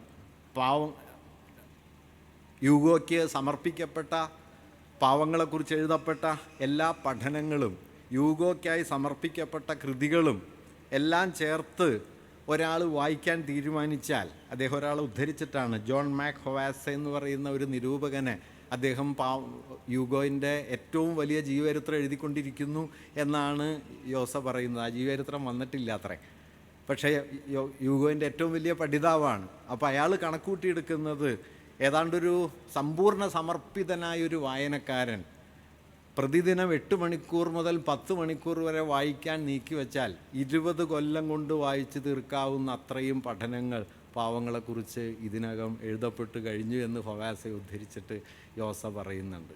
എങ്ങനെയാണ് പാവങ്ങൾ, അതിനുശേഷമാണ് അദ്ദേഹം പറയുന്നത്, ഷേക്സ്പിയർക്ക് ശേഷം ലോകത്തെ 5 ഭൂഖണ്ഡങ്ങളെയും കൂട്ടിയിണക്കിയ ഒരു കൃതി പാവങ്ങളാണ് എന്ന് പറയുന്നത്. എങ്ങനെ ഇത് സാധ്യമാവുന്നു? പാവങ്ങളെന്നാൽ അങ്ങനെ സാർവത്രികമായി അംഗീകരിക്കപ്പെടുകയോ സാർവത്രികമായി പുകഴ്ത്തപ്പെടുകയോ ചെയ്ത കൃതിയും അല്ല. അതും നമ്മൾ ശ്രദ്ധിക്കേണ്ടതാണ്. പാവങ്ങളെ ലോകത്തെ സമുന്നതരായ സാഹിത്യ വിമർശകരോ നിരൂപകരോ പലപ്പോഴും ഒരു മോശപ്പെട്ട കൃതിയായിട്ടാണ് കണ്ടിട്ടുള്ളത്. ഇപ്പോൾ ടോൾസ്റ്റോയിയാണ് ലോകത്തെഴുതപ്പെട്ട നോവലുകളിൽ ഏറ്റവും നല്ല നോവൽ എന്ന് പാവങ്ങളെ വിശേഷിപ്പിച്ചത്. ടോൾസ്റ്റോയുടെ വിശേഷണത്തെ നമുക്ക് അങ്ങ് സ്വീകരിക്കാനും പ്രയാസമാണ്. കാരണം മൂപ്പരുടെ ഏറ്റവും പൊട്ട പുസ്തകം മൂപ്പരുടെ 1-ാം തരം പുസ്തകമാണെന്ന് സ്വയം പറയുന്ന ആളാണ് ഈ ടോൾസ്റ്റോയി. റിസറക്ഷൻ, അത് അന്നാ കരീനേക്കാളും വാർ ആൻഡ് പീസിനേക്കാളും ഒക്കെ നല്ല പുസ്തകം ഇതാണെന്ന്. ഞാൻ വായിച്ചൊരു കഥ എന്താണെന്ന് വെച്ചാൽ, ടോൾസ്റ്റോയുടെ ചെറുമകൾ അന്നാ കരീനെ വായിക്കണം കണ്ടപ്പോൾ ടോൾസ്റ്റോയി ചോദിച്ചു അത്രേ, നിനക്ക് നല്ല പുസ്തകങ്ങൾ എന്തെങ്കിലും വായിച്ചുകൂടെ എന്ന് ചോദിച്ചു എന്നൊരു കഥ ഞാൻ ഒരിടത്ത് വായിച്ചിട്ടുണ്ട്. സത്യമാണോ എന്ന് അറിഞ്ഞൂടാ. അദ്ദേഹം കരുതിയത് റിസറക്ഷനാണ് ഏറ്റവും നല്ല കൃതി എന്നാണ്. നേരത്തെ ഇവിടെ പറഞ്ഞു അത് നല്ലതാണ്, അജയൻ പറയുണ്ടായി അത് നല്ലതാണെന്ന് കേരളത്തിൽ പലരും പറഞ്ഞു. പക്ഷേ നിങ്ങൾ അന്ന വായിച്ചു നോക്കുകയോ വാർ ആൻഡ് പീസ് വായിച്ചു നോക്കുകയോ ചെയ്താൽ അത് റിസറക്ഷനോളം ഒന്നും നല്ലതായിട്ട് തോന്നില്ല. ഒരു പ്രത്യേക സാഹിത്യം ഒരു ധാർമ്മിക പ്രചോദനത്തിൻ്റെയും ധാർമ്മികമായ ഒരു ഉദ്ഗ്രഥനത്തിൻ്റെയും പ്രേരണയാകണമെന്ന് കരുതിയാൽ റിസറക്ഷനായിരിക്കും നല്ലത്. പക്ഷേ അല്ലാത്ത നിലയ്ക്ക് അതത്ര നല്ല കൃതിയെന്ന് പറയാൻ പറ്റുമെന്ന് സംശയമാണ്. പക്ഷേ അദ്ദേഹം പാവങ്ങൾ ഏറ്റവും നല്ലതാണെന്ന് പറഞ്ഞു. ആപ്റ്റൻ സിംഗ്ലയർ, നേരത്തെ നാരായണ മാഷ് അതേക്കുറിച്ച് പറയുകയുണ്ടായി, 1 of the half dozen greatest novels of the world എന്നതിനെ അക്കാലത്ത് തന്നെ പ്രശംസിക്കുകയും ലോകത്തിൻ്റെ വലിയ അംഗീകാരം കിട്ടുകയും ചെയ്തു. എന്നാൽ അക്കാലത്തെ വലിയ എഴുത്തുകാർ പലരും, ഉദാഹരണത്തിന് മദാം ബോവറി എഴുതിയ യോസ മോഡേൺ നോവലിൻ്റെ തുടക്കം എന്ന് വിശേഷിപ്പിക്കുന്നത് മദാം ബോവറിയാണ്. 1857 ആണത് പുറത്തു വരുന്നത്. ഈ യൂഗോവിൻ്റെ നോവൽ വരുന്നതിനും 5 കൊല്ലം മുമ്പേ. മദാം ബോവറി എഴുതിയ ഫ്ലാബേർ പറഞ്ഞൊരു കാര്യം, അത് നൈദർ ട്രൂത്ത് നോർ ഗ്രേറ്റ് എന്നാണ്, അത് സത്യവുമല്ല മഹത്തരവുമല്ല എന്ന് പറഞ്ഞ് അദ്ദേഹം അതിനെ ഉപേക്ഷിക്കുകയാണ് ചെയ്തത്. അല്ലെങ്കിൽ അന്നത്തെ വലിയ നിരൂപകരായിരുന്ന ഗോൺകോർ ബ്രദേഴ്സിനെ പോലെയോ ഒക്കെയുള്ള പലരും ഇതിനെ ഒരു മോശപ്പെട്ട കൃതിയായിട്ടാണ് കണ്ടത്.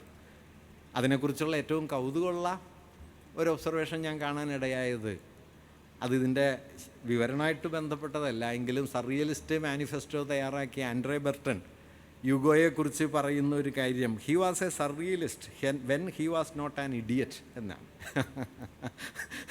ഒരു വിഡ്ഢിയല്ലാത്ത സമയത്തൊക്കെ മൂപ്പര് സർറിയലിസ്റ്റ് ആയിരുന്നു എന്നാണ്. അതുപോലെ ജോൺ കൊക്തോൻ്റെ ഒരു കമൻറ്റും രസമായിട്ട് തോന്നി. താൻ വിക്ടർ യൂഗോ ആണെന്ന് യഥാർത്ഥത്തിൽ വിശ്വസിച്ച ഒരാളായിരുന്നു വിക്ടർ യൂഗോ എന്നാണ് കൊക്തോ അതിനെക്കുറിച്ച് പറയുന്നത്. അതൊരു കൗതുകകര പരാമർശങ്ങൾ എന്നുള്ള നിലയ്ക്കാണ്. അങ്ങനെ ഇപ്പം യോസ തന്നെ പറയുന്നത് എന്താണെന്ന് വെച്ച് കഴിഞ്ഞാൽ, യോസ അതിനെക്കുറിച്ചൊരു പുസ്തകം എഴുതിയതാണ്. നേരത്തെ ആ പുസ്തകം ഇവിടെ പരാമർശിക്കപ്പെടുകയുണ്ടായി. അത് പെർഫെക്റ്റ് ഇമ്പോസിബിലിറ്റി എന്ന പേരിൽ പരിപൂർണമായ അസാധ്യത എന്ന് വിവർത്തനം ചെയ്യാവുന്ന ശീർഷകത്തിൽ അതിദീർഘമായൊരു പഠനമാണ് ഒരു പ്രബന്ധമാണെങ്കിൽ ഒരു പുസ്തകത്തിൻ്റെ വലിപ്പമുള്ള പഠനമാണ് യോസ എഴുതുന്നത്. യോസ തന്നെ പറയുന്നത് വാസ്തവത്തിൽ അവസാനത്തെ ക്ലാസിക്കൽ നോവലാണ് പാവങ്ങളെന്ന്. അവസാനത്തെ ക്ലാസിക്കൽ നോവലാണ്. അതായത് ഒരു ഓത്തർ നോവലിൽ സർവാധികാരം നേടിക്കൊണ്ട് തൻ്റെ കളിപ്പാവകളെ പോലെ കഥാപാത്രങ്ങളെ സംസാരിപ്പിച്ച് വളരെ ഉച്ചത്തിൽ സംസാരിച്ച് എല്ലാ കാര്യങ്ങളും നേർക്കുനേർ വിശദീകരിച്ച് സർവാധികാരിയായ ഒരു കർത്താവിനെ നോവലിൻ്റെ കേന്ദ്രത്തിൽ നിലനിർത്തിയ ക്ലാസിക്കൽ നോവൽ രചനാ രീതിയുടെ അവസാനത്തെ മാതൃകയാണ് പാവങ്ങളെന്നും, വാസ്തവത്തിൽ പാവങ്ങൾക്കും 5 കൊല്ലം മുമ്പേ മോഡേൺ നോവൽ പറഞ്ഞിരുന്നു അത് ഫ്ലോബേറിൻ്റെ മദാം ബോവറിയാണ് എന്നും യോസ പറയുന്നുണ്ട്. പക്ഷെ അങ്ങനെ പറയുന്ന യോസ തന്നെയും ഞാൻ ഈ നേരത്തെ പറഞ്ഞതുപോലെ ഷേക്സ്പിയർക്ക് ശേഷം 5 ഭൂഖണ്ഡങ്ങളെയും കൂട്ടിയിണക്കിയ, മനുഷ്യവംശത്തെ ആകമാനം സാഹോദര്യ ഭാവന കൊണ്ട് ചേർത്ത് നിർത്തിയ, സ്നേഹത്തിൻ്റെ അതുല്യ പ്രവാഹമായും മാറിത്തീർന്ന ഒരു കൃതിയായിട്ടാണ് ഈ കൃതിയെ കാണുന്നത്. അതുകൊണ്ട് 2 വീക്ഷണങ്ങളും വാസ്തവത്തിൽ ആ കാലത്ത് ഉണ്ട്. ഈ വീക്ഷണങ്ങളെ ഒന്നും ഇപ്പം കേരളത്തിൽ തന്നെ പാവങ്ങളെക്കുറിച്ച്, അന്ന് കേരളത്തിൽ എല്ലാവരും പാവങ്ങൾ റിയലിസ്റ്റ് മാതൃകയുടെ ഒരു ഉത്തമ അടയാളമായി കണക്കാക്കിയിരുന്ന സമയത്ത് ഇതൊരു റൊമാൻറ്റിക് കൃതിയാണെന്നും വളരെ ആദർശവൽകൃതമായ ഒരു രീതിയാണ് ഇതിലുള്ളത് എന്നും, റിയലിസ്റ്റ് സാങ്കേതിക രീതിയിൽ എഴുതപ്പെട്ട ഒരു കാൽപ്പനിക രചനയാണ് പാവങ്ങളെന്നും കേസരി പറയുന്നുണ്ട്. കേസരി ആ കാര്യം ചൂണ്ടിക്കാണിക്കുന്നുണ്ട്. പക്ഷേ കേസരി ഒരു കാര്യം കൂടി പറയുന്നുണ്ട് കേട്ടോ. ഈ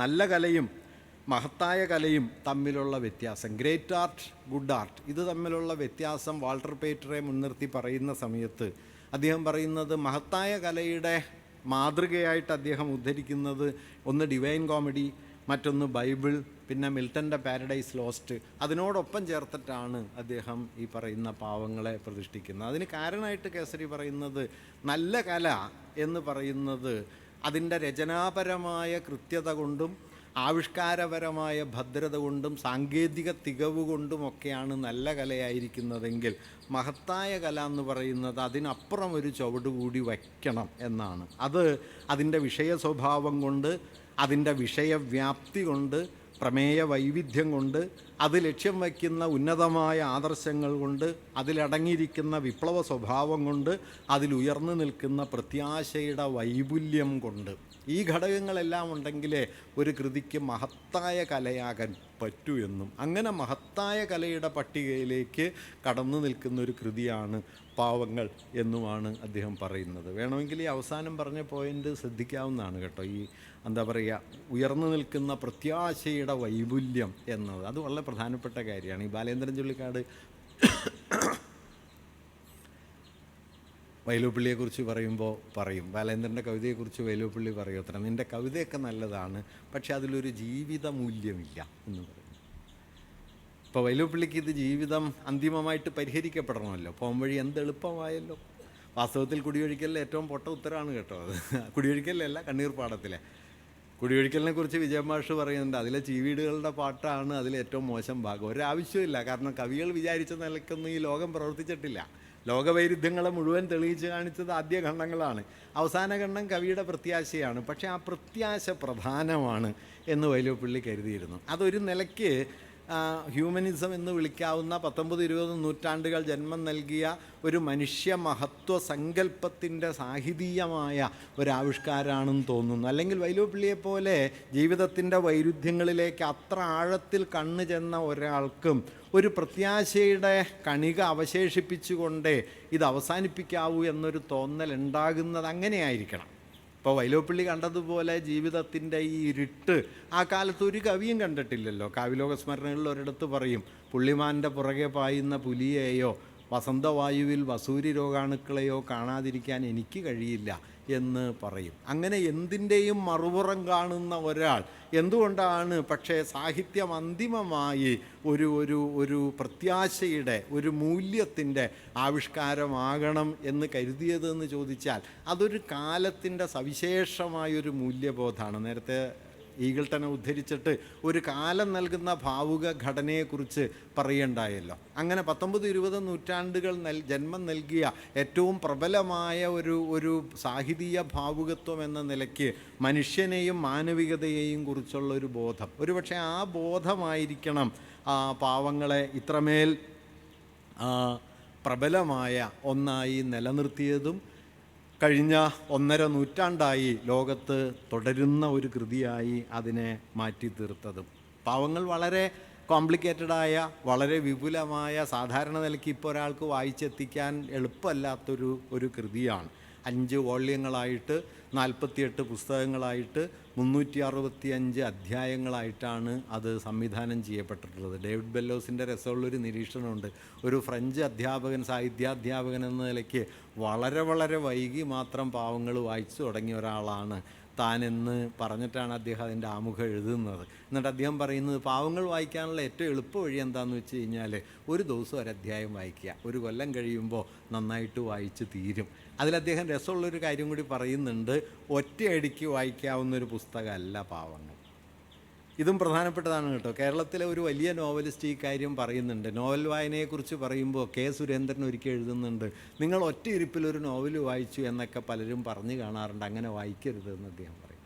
അദ്ദേഹം പറയണത് 1 മണിക്കൂറോ 2 മണിക്കൂറോ കൊണ്ട് 30-50 പേജ് വായിക്കുക, ബാക്കി നാളെ വായിക്കുക. അങ്ങനെ ഒരാഴ്ച കൊണ്ടോ 10 ദിവസം കൊണ്ടോ ഒരു നോവൽ വായിക്കുക. അതെന്താണെന്ന് വെച്ച് കഴിഞ്ഞാൽ ഒറ്റയടിക്ക് വായിച്ചു കഴിഞ്ഞാൽ നിങ്ങൾ നോവലല്ല വായിക്കണത്, അതിലെ കഥയാണ് വായിക്കണത്, നോവൽ കഥയല്ല. 2, നിങ്ങൾ ഒരു ദിവസം വായിച്ച് 2-ാം ദിവസം പിന്നെ 50 പേജ് വായിക്കുമ്പോൾ ആദ്യ ദിവസം വായിച്ച നോവൽ നിങ്ങളുടെ മനസ്സിൽ കിടന്ന് വളരുകയും ആ വളർന്ന നോവലിനെയാണ് നിങ്ങൾ അടുത്ത ദിവസത്തെ വായനയുടെ അടിപ്പടവാക്കി മാറ്റുകയും ചെയ്യുന്നത്. അങ്ങനെ അകമേ വളരുന്ന ഒന്നായി നോവൽ നിങ്ങളിലും നിലനിൽക്കും. അതൊന്നും ഒറ്റയടിക്കുള്ള വായനയിൽ കിട്ടില്ല. അങ്ങനെ 1 കൊല്ലം കൊണ്ട് വായിക്കാവുന്ന കൃതിയാണ് ഈ പാവങ്ങളെന്ന് ഡേവിഡ് ബെല്ലോസ് പറയുന്നുണ്ട്. ലോകത്തെ ഏറ്റവും വലിയ നോവലുകളിൽ ഒന്നെന്ന് പറയാം. 6,55,478 വാക്കുകൾ അതിൽ ഉണ്ട്. അതിലൊരു തമാശ എന്താണെന്ന് വെച്ച് കഴിഞ്ഞാൽ ഇതിലെ ഏതാണ്ട് 1/3 ഭാഗങ്ങളും MP പോൾ പറഞ്ഞത് വാക്യം കടമെടുത്താൽ ശിലാഖണ്ഡങ്ങളാണ്. കഥാഗതിയെ തടയുന്ന, പ്രതിരോധിക്കുന്ന ശിലാഖണ്ഡങ്ങളാണ്. കഥയുമായിട്ട് യാതൊരു ബന്ധവുമില്ലാത്ത കാര്യങ്ങൾ. വാട്ടർലൂവിനെക്കുറിച്ച് 18 അധ്യായമാണ്. 17-18 അധ്യായം വാട്ടർലൂവിൻ്റെ ചരിത്രമാണ്. നേരത്തെ നാരായണ മാഷ് പറഞ്ഞ പാരീസിലെ അഴുക്കുചാലുകളുടെ നിർമ്മാണ ചരിത്രം, അതിൻ്റെ സാങ്കേതിക രീതി, അതിൻ്റെ ഗതിഭേദങ്ങൾ ഒക്കെ വിസ്തരിച്ച് ചർച്ച ചെയ്യപ്പെടുന്നു. മതങ്ങളെക്കുറിച്ച് ചർച്ച ചെയ്യപ്പെടുന്നു. തെരുവിൽ അലയുന്ന കുട്ടികളെക്കുറിച്ച് ചർച്ച ചെയ്യുന്നു. അങ്ങനെ 19-ാം നൂറ്റാണ്ടിലെ ഫ്രഞ്ച് ജീവിതത്തെ വിശദീകരിച്ച എല്ലാ കാര്യങ്ങളും, നിർണയിച്ച ഏതാണ്ട് എല്ലാ കാര്യങ്ങളും യൂഗോ ഏതാണ്ട് പ്രബന്ധങ്ങൾ പോലെ തന്നെ എഴുതിയിട്ടുണ്ട്. അല്ലാതെ നോവലിൻ്റെ ഇടയിൽ ഇടയ്ക്കൊരു കമൻ്റൊന്നുമല്ല. നോവൽ എന്ന് പറയുന്നത് ചില ഭാഗങ്ങളൊക്കെ പൂർണ്ണമായിട്ടും എസ്സേ തന്നെയാണ്. കൗതുകമുള്ളൊരു കാര്യം കൂടി ഞാൻ പറയാം. യൂഗോ തൻ്റെ നോവലിനെക്കുറിച്ച് പിന്നെ ഒരിക്കൽ പറയുന്ന ഒരു വാക്യത്തിൽ ഈ ആശയം വന്നു പോകുന്നുണ്ട്. അതിങ്ങനെയാണ്: this book has been composed from inside to out. അകമേ നിന്ന് പുറത്തേക്ക് ഘടിപ്പിക്കപ്പെട്ട, ആഖ്യാനം ചെയ്യപ്പെടുന്ന ഒരു കൃതിയാണ്. ഇനിയുള്ള വാക്യങ്ങൾ ശ്രദ്ധിക്കേണ്ടതാണ്. Destiny and in particular life, time and in particular this century, man and in particular people, God and in particular this world. This is what I have tried to include in this book. അവസാന വാക്യം, it is a sort of essay on infinite. അനന്തതയെക്കുറിച്ച് എഴുതപ്പെട്ട ഒരു പ്രബന്ധമാണിത്. അതൊരു ഗംഭീര വാക്യമാണ്. ഒരു വലിയ ആൾക്ക് എഴുതാൻ പറ്റുന്ന ഒരു വാക്യമാണ്. It is a sort of essay on infinity. ഈ വാക്യം ശ്രദ്ധിക്കേണ്ടതാണ്. ഇത് മുഴുവൻ അദ്ദേഹം പൂർത്തീകരിച്ചോ എന്ന് നമുക്ക് ഈ നോവൽ വായിച്ചാൽ പറയാൻ പറ്റില്ല. പക്ഷേ ഞാൻ നേരത്തെ 3 തലങ്ങൾ എന്ന് പറഞ്ഞല്ലോ, അതിൽ 3-ാമത്തെ തലത്തെക്കുറിച്ച് കൂടി ഇത് പറയുന്നുണ്ട്. This book has been composed from inside out.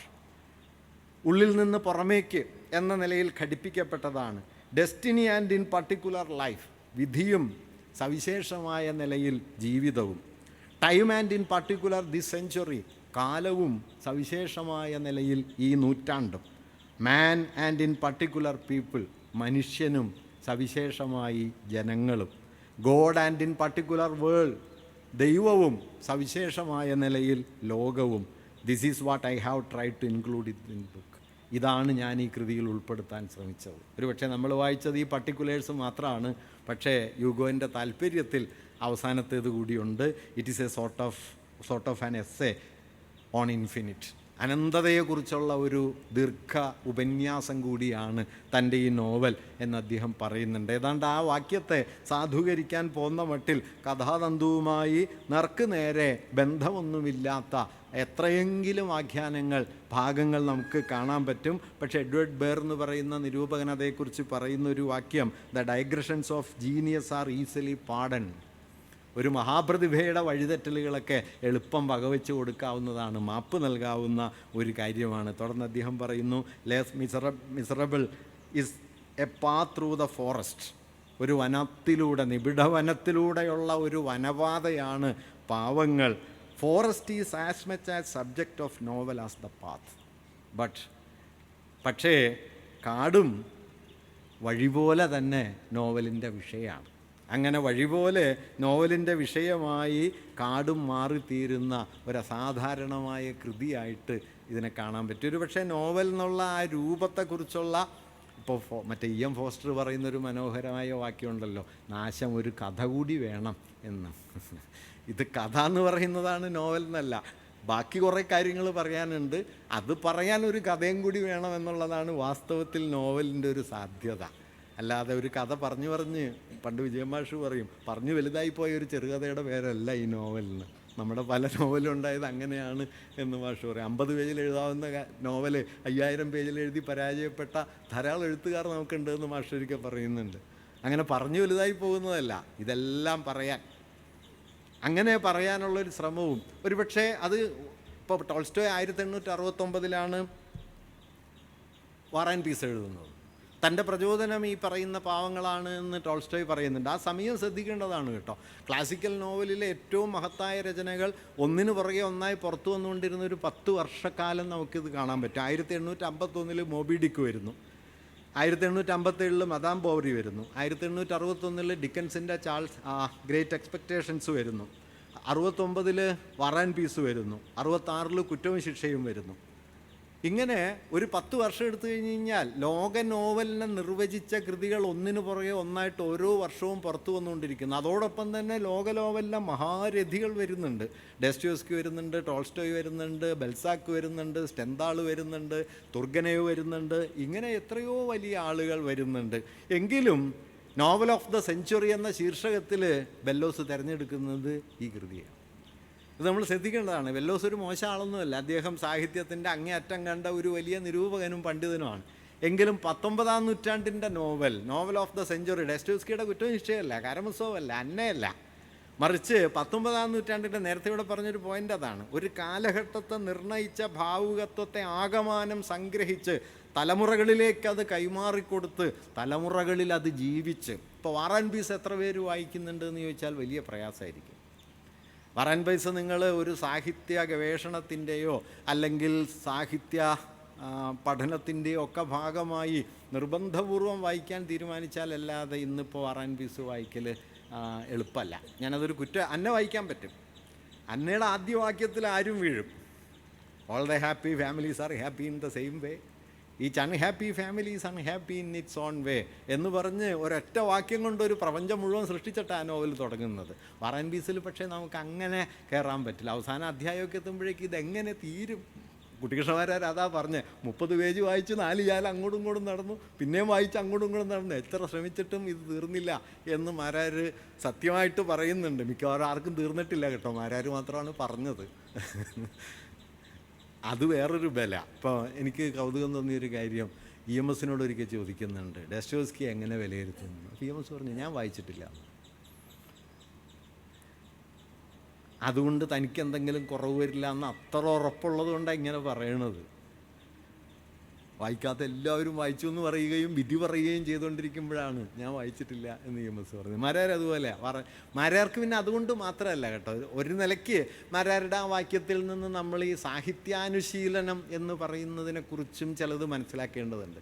കാരണം കാളിദാസ കവിതകളിലും വ്യാസഭാരതത്തിലും ഒക്കെ മേഞ്ഞ് നടന്ന് വാക്കിലും വരിയിലും ഇങ്ങനെ സൂക്ഷ്മമായി ശ്രദ്ധിച്ച് അതിൻ്റെ ധ്വന്യാത്മകതയിലും അതിൻ്റെ സൂക്ഷ്മധർമ്മത്തിലുമൊക്കെ വ്യാപരിച്ചു പോയ ഒരു വായനാ രീതി കൊണ്ട് നിങ്ങൾക്ക് നോവൽ വായിക്കാൻ പറ്റില്ല.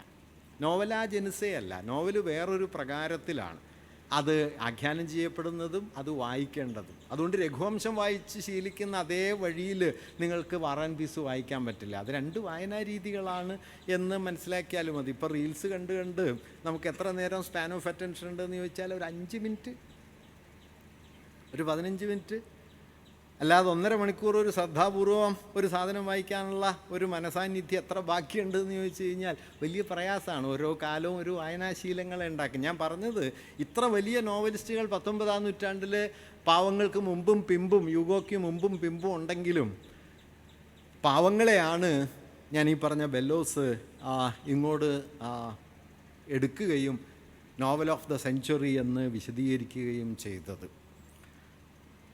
പാവങ്ങളുടെ പ്രസാധന ചരിത്രവും ഒരു നിലയ്ക്ക് ഈ നോവൽ ഓഫ് ദ സെഞ്ച്വറി എന്നുള്ള വിശേഷണത്തിന് യോഗ്യമാണ്. കാരണം ഏതാണ്ടൊരു 6 മാസക്കാലം നീണ്ടു നിൽക്കുന്ന വൻ പ്രചാരണത്തിന് ശേഷമാണ്, അന്ന് യൂഗോ ഫ്രാൻസിലില്ല, യൂഗോൻ്റെ പത്നി മരിച്ചിട്ട് പത്നിയുടെ ജഡം ഫ്രാൻസിൻ്റെ അതിര് വരെ അദ്ദേഹം അനുഗമിക്കുന്നുണ്ടെങ്കിലും അദ്ദേഹം ഫ്രാൻസിലേക്ക് പ്രവേശിക്കുന്നില്ല. ഈ നെപ്പോളിയൻ ബോണപ്പാർട്ടിൻ്റെ വേഷം കെട്ടി വന്ന ലൂയി ബോണപ്പാർട്ടിൻ്റെ ഭരണം അവസാനിക്കാതെ താൻ ഇനി ഫ്രാൻസിലേക്കില്ല എന്ന് പറഞ്ഞ് അദ്ദേഹം മാറി നിൽക്കുകയാണ് ചെയ്യുന്നത്. 1870 ഇയാൾ പുറത്തായതിന് ശേഷമാണ് യൂഗോ മടങ്ങി വരുന്നത് പാരീസിലേക്ക്. അന്നൊരു ഭീമാകാര പ്രതിഭയായി തീർന്നു കേട്ടോ. ആദ്യഘട്ടത്തിൽ അദ്ദേഹം ഒരു റൊമാൻറ്റിസിസത്തിൻ്റെ ഒരു പ്രതിനിധിയായൊരു കവിയായിട്ടാണ് അറിയപ്പെടുന്നതെങ്കിൽ 1883 യൂഗോ മരിക്കുമ്പോൾ യൂഗോ ഒരു മിത്താണ്. ഏതാണ്ട് എല്ലാ വിവരണങ്ങളിലും ഒരുപോലെ കാണുന്നൊരു കാര്യം യൂഗോയുടെ ശവസംസ്കാര ചടങ്ങിൽ 20 ലക്ഷം പേർ പങ്കെടുത്തു എന്നാണ്. ഞാനപ്പോൾ വെറുതെ ഒന്ന് അന്വേഷിച്ച് നോക്കി, തിരഞ്ഞു നോക്കി. പാരീസിൽ അന്ന് ജനസംഖ്യ എത്രയാണ്? 25 ലക്ഷമാണ്. 25 ലക്ഷം ജനങ്ങൾ ഉള്ള ഒരു നഗരത്തിലെ 20 ലക്ഷം പേർ പങ്കെടുത്ത, എല്ലാവരും പറയുന്നൊരു കാര്യം അതിനു മുമ്പോ അതിനു പിമ്പോ അത്രയും വലിയൊരു ശവസംസ്കാര ഘോഷയാത്ര നടന്നിട്ടില്ല എന്നാണ്. 20 ലക്ഷം പേർ. നടക്കാൻ പറ്റുന്ന മുഴുവൻ ആളുകളും യൂഗോയെ കാണാനില്ലേ. ഗാന്ധിയുടെ ശവസംസ്കാരത്തിന് ഏതാണ്ട് 10 ലക്ഷം പേരാണ് ഉണ്ടായിരുന്നത് എന്നോർക്കണം. അങ്ങനെ ആ കാലത്തിൻ്റെ, ഞാൻ പറഞ്ഞത് നമ്മളിന്ന് യൂഗോ എന്ന് മനസ്സിലാക്കുന്ന ആ അവസ്ഥയിൽ നിന്ന് എത്രയോ ഭിന്നമാണ്. അതിൻ്റെ വേറൊരു ഉദാഹരണം, ഇപ്പോൾ റൊദാങ് എന്ന് പറയുന്ന ഫ്രഞ്ച് ശില്പിയുണ്ടല്ലോ, റോഡിനുണ്ടാക്കിയ യൂഗോവിൻ്റെ ശിരസ്, അദ്ദേഹത്തിൻ്റെ ശില്പങ്ങൾ നോക്കിക്കഴിഞ്ഞാൽ എണ്ണമറ്റ ശില്പങ്ങളാണ്. കാലിഫോർണിയയിലെ ഒരു മ്യൂസിയത്തിലെ ഒരു ഹാള് റോഡിൻ ശില്പങ്ങളുടേതാണ്. അതിൽ 8-9 ശില്പങ്ങൾ യൂഗോയുടെ ശിരസ്സാണ്.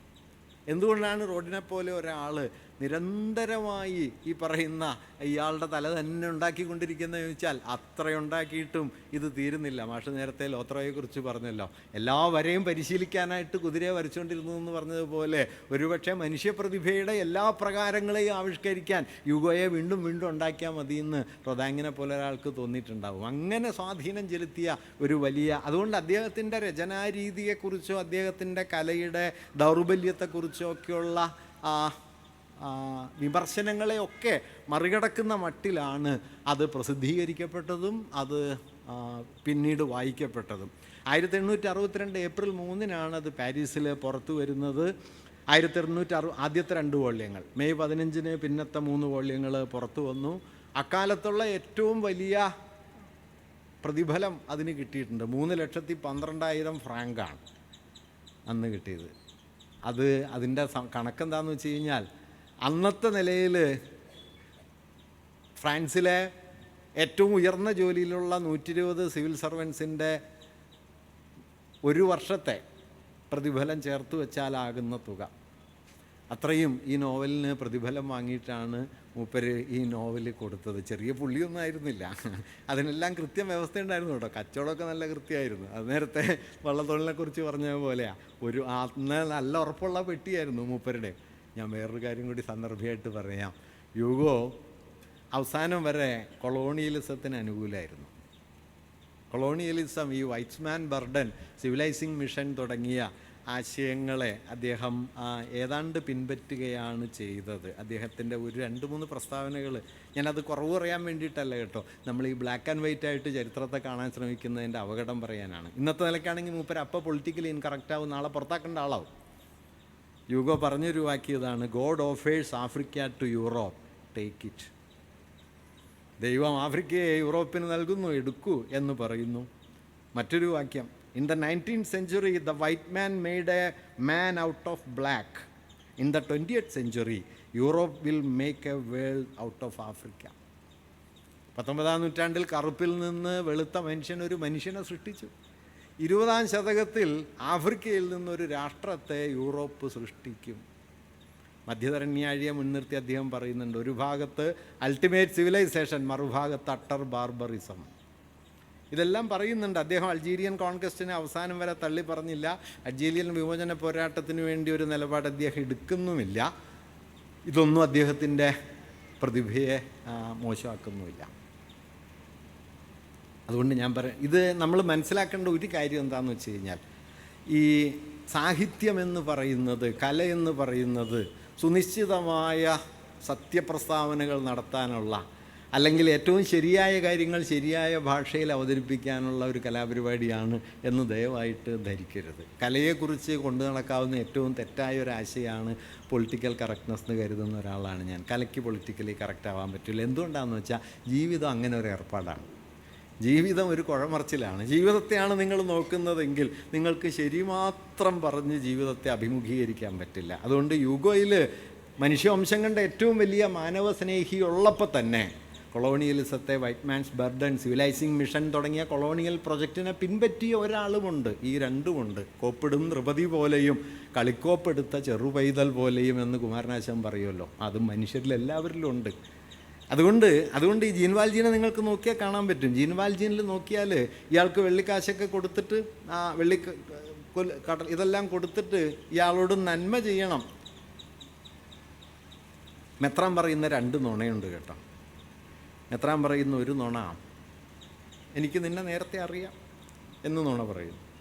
രണ്ടാമത്തൊരു നുണ, ജീൻ വാൽജീൻ മെത്രാൻ്റെ അരമനയിൽ നിന്ന് പോകുന്ന സമയത്ത് മെത്രാൻ പണമൊക്കെ കൊടുക്കുന്നു, വെള്ളിക്കാലുകൾ കൊടുക്കുന്നു. എന്നിട്ട് പറയുന്നൊരു വാക്യം ഇങ്ങനെയാണ്, don't forget you promise to use this money to become an honest മാൻ.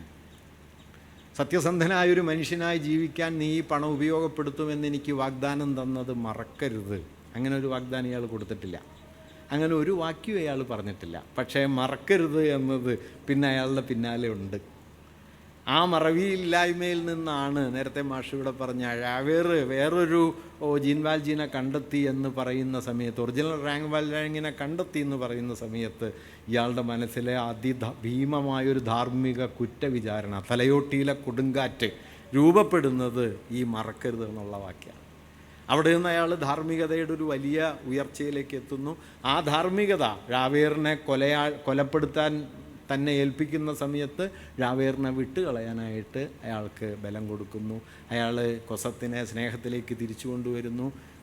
തിന്മയ്ക്ക് മുമ്പിൽ ഉയർന്നു നിൽക്കുന്ന നന്മയായി സ്വയം മാറാൻ അയാൾക്ക് പറ്റുകയും ചെയ്യുന്നു. ഇത് സാധ്യമാണോ? ഇതാണ് ഈ യോത്സ ഉന്നയിക്കുന്ന ആ ടൈറ്റിൽ. അതാണ് പെർഫെക്റ്റ് ഇമ്പോസിബിലിറ്റി, സമ്പൂർണമായിട്ടുള്ളൊരു അസാധ്യത. പക്ഷേ സമ്പൂർണമായൊരു അസാധ്യതയെ മനുഷ്യരെന്നും ലക്ഷ്യം വയ്ക്കുന്നുണ്ട്. ഒരു പക്ഷേ ആ ലക്ഷ്യത്തിൽ ഒന്നിൻ്റെ പേര് ദൈവം എന്നാണ്, മറ്റൊന്നിൻ്റെ പേര് ഉട്ടോപ്പിയ എന്നാണ്, മറ്റൊന്നിൻ്റെ പേര് കമ്മ്യൂണിസ്റ്റ് സമുദായം എന്നാണ്.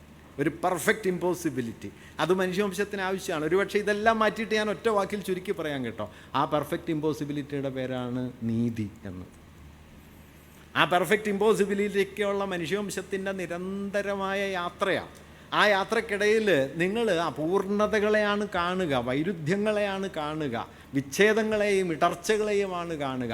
അതിനെ മറച്ചു പിടിച്ചു കഴിഞ്ഞാൽ പിന്നെ ജീവിതം ഉണ്ടാവില്ല.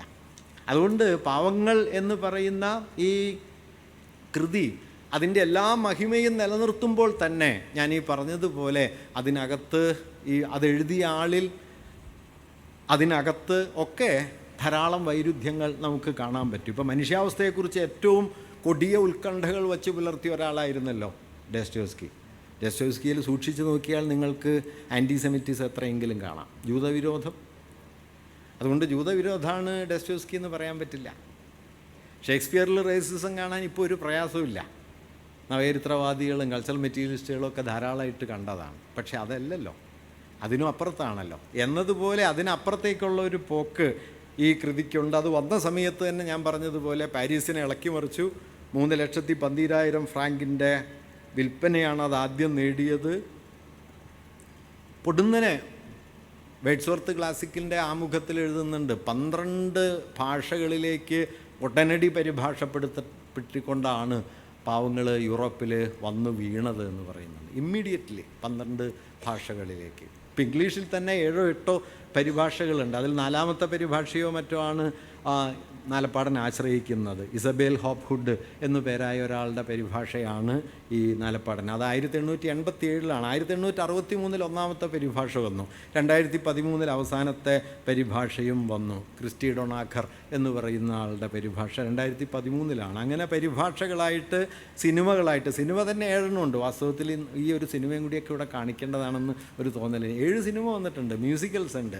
ന്യൂയോർക്കിൽ ഏതാണ്ട് 4 വർഷമോ 5 വർഷമോ തുടർച്ചയായി കാണിച്ചുകൊണ്ടിരുന്നതാണ് ഈ പറയുന്ന പാവങ്ങളുടെ മ്യൂസിക്കൽ എന്ന് പറയുന്നത്. സംഗീത ശില്പങ്ങളായി, റേഡിയോ നാടകങ്ങളായി, നമ്മുടെ നാട്ടിലാണെങ്കിൽ കഥാപാത്രങ്ങളായി, നേരത്തെ ഇവിടെ പറഞ്ഞതുപോലെ പാഠപുസ്തകത്തിൽ അധ്യായമായിട്ട് ഒക്കെ ഇതിങ്ങനെ വന്ന ഒരു കാര്യം. എന്ന് മാത്രമല്ല, ഇതിന് തുടർ നോവലുകളുണ്ടായി കേട്ടോ. 2 തുടർ നോവലുകൾ, കൗതുകമുള്ള തുടർ നോവലുകളുണ്ട്.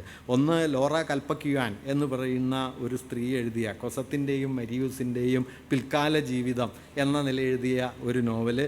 മറ്റൊന്ന് ഫ്രാങ്കോ സിറേസ എന്ന് പേരായി എഴുതിയ ഒരാൾ മരിയൂസിനെ മുൻനിർത്തി എഴുതിയ ഒരു നോവൽ. അത് രണ്ടും ഈ പാവങ്ങളുടെ തുടർ നോവലുകളാണ്. നമ്മുടെ അന്തപ്പായി ശാരദ പൂർത്തീകരിച്ചല്ലോ. എന്നതുപോലെ ഈ മരിയൂസിന് എന്ത് സംഭവിച്ചു, കൊസത്തിന് എന്ത് സംഭവിച്ചു എന്നതിനെക്കുറിച്ച് നോവൽ ഉണ്ടായിട്ടുണ്ട്. അതിൽ കൗതുകമുള്ളൊരു കാര്യം, യൂഗോയുടെ ചെറുമകൻ ഈ അവസാനത്തെ നോവലിസ്റ്റിനെതിരെ കേസും കൊടുത്തു.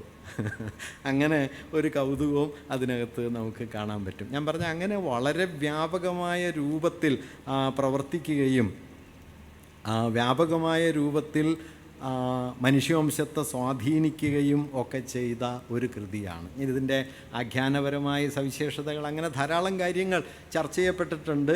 ഒരു കാര്യം കൂടി സൂചിപ്പിച്ചുകൊണ്ട് ഇത് അവസാനിപ്പിക്കാം. അത് ഈ ഫ്ലോബേർ പറയുന്ന ഒരു കാര്യം പോസിറ്റീവായിട്ട്, ഫ്ലോബേർ വളരെ വിമർശനാത്മകമായിട്ട് പറയുന്ന കാര്യം, യോസ വളരെ പോസിറ്റീവായി എടുക്കുന്ന ഒരു കാര്യം ഇതിലെ ദീർഘ സംഭാഷണങ്ങളാണ്. വാസ്തവത്തിൽ ഫ്ലോബേർ പറയുന്നുണ്ട്, ഈ പാവങ്ങളിലെ എല്ലാ കഥാപാത്രങ്ങളും വളരെ നന്നായിട്ടാണ് സംസാരിക്കുന്നത്. എല്ലാവരും ഒരുപോലെയാണ് സംസാരിക്കുന്നത്. ഏതാണ്ട് എല്ലാവരുടെയും ടോൺ ഒന്ന് തന്നെയാണ്. സി വി രാമപിള്ളയുടെ മറുപുറത്താണ്. സി വി രാമപിള്ളയുടെ ഓരോ കഥാപാത്രം ഓരോ തരത്തിലാണല്ലോ. ഒരു കഥാപാത്രം പറയണ പോലെ വേറൊരു കഥാപാത്രം പറയില്ല. സി വിയെ മനസ്സിലാക്കാൻ ഏറ്റവും നല്ലത് സി വിയുടെ കഥാപാത്രങ്ങളുടെ പേര് തന്നെയാണ്.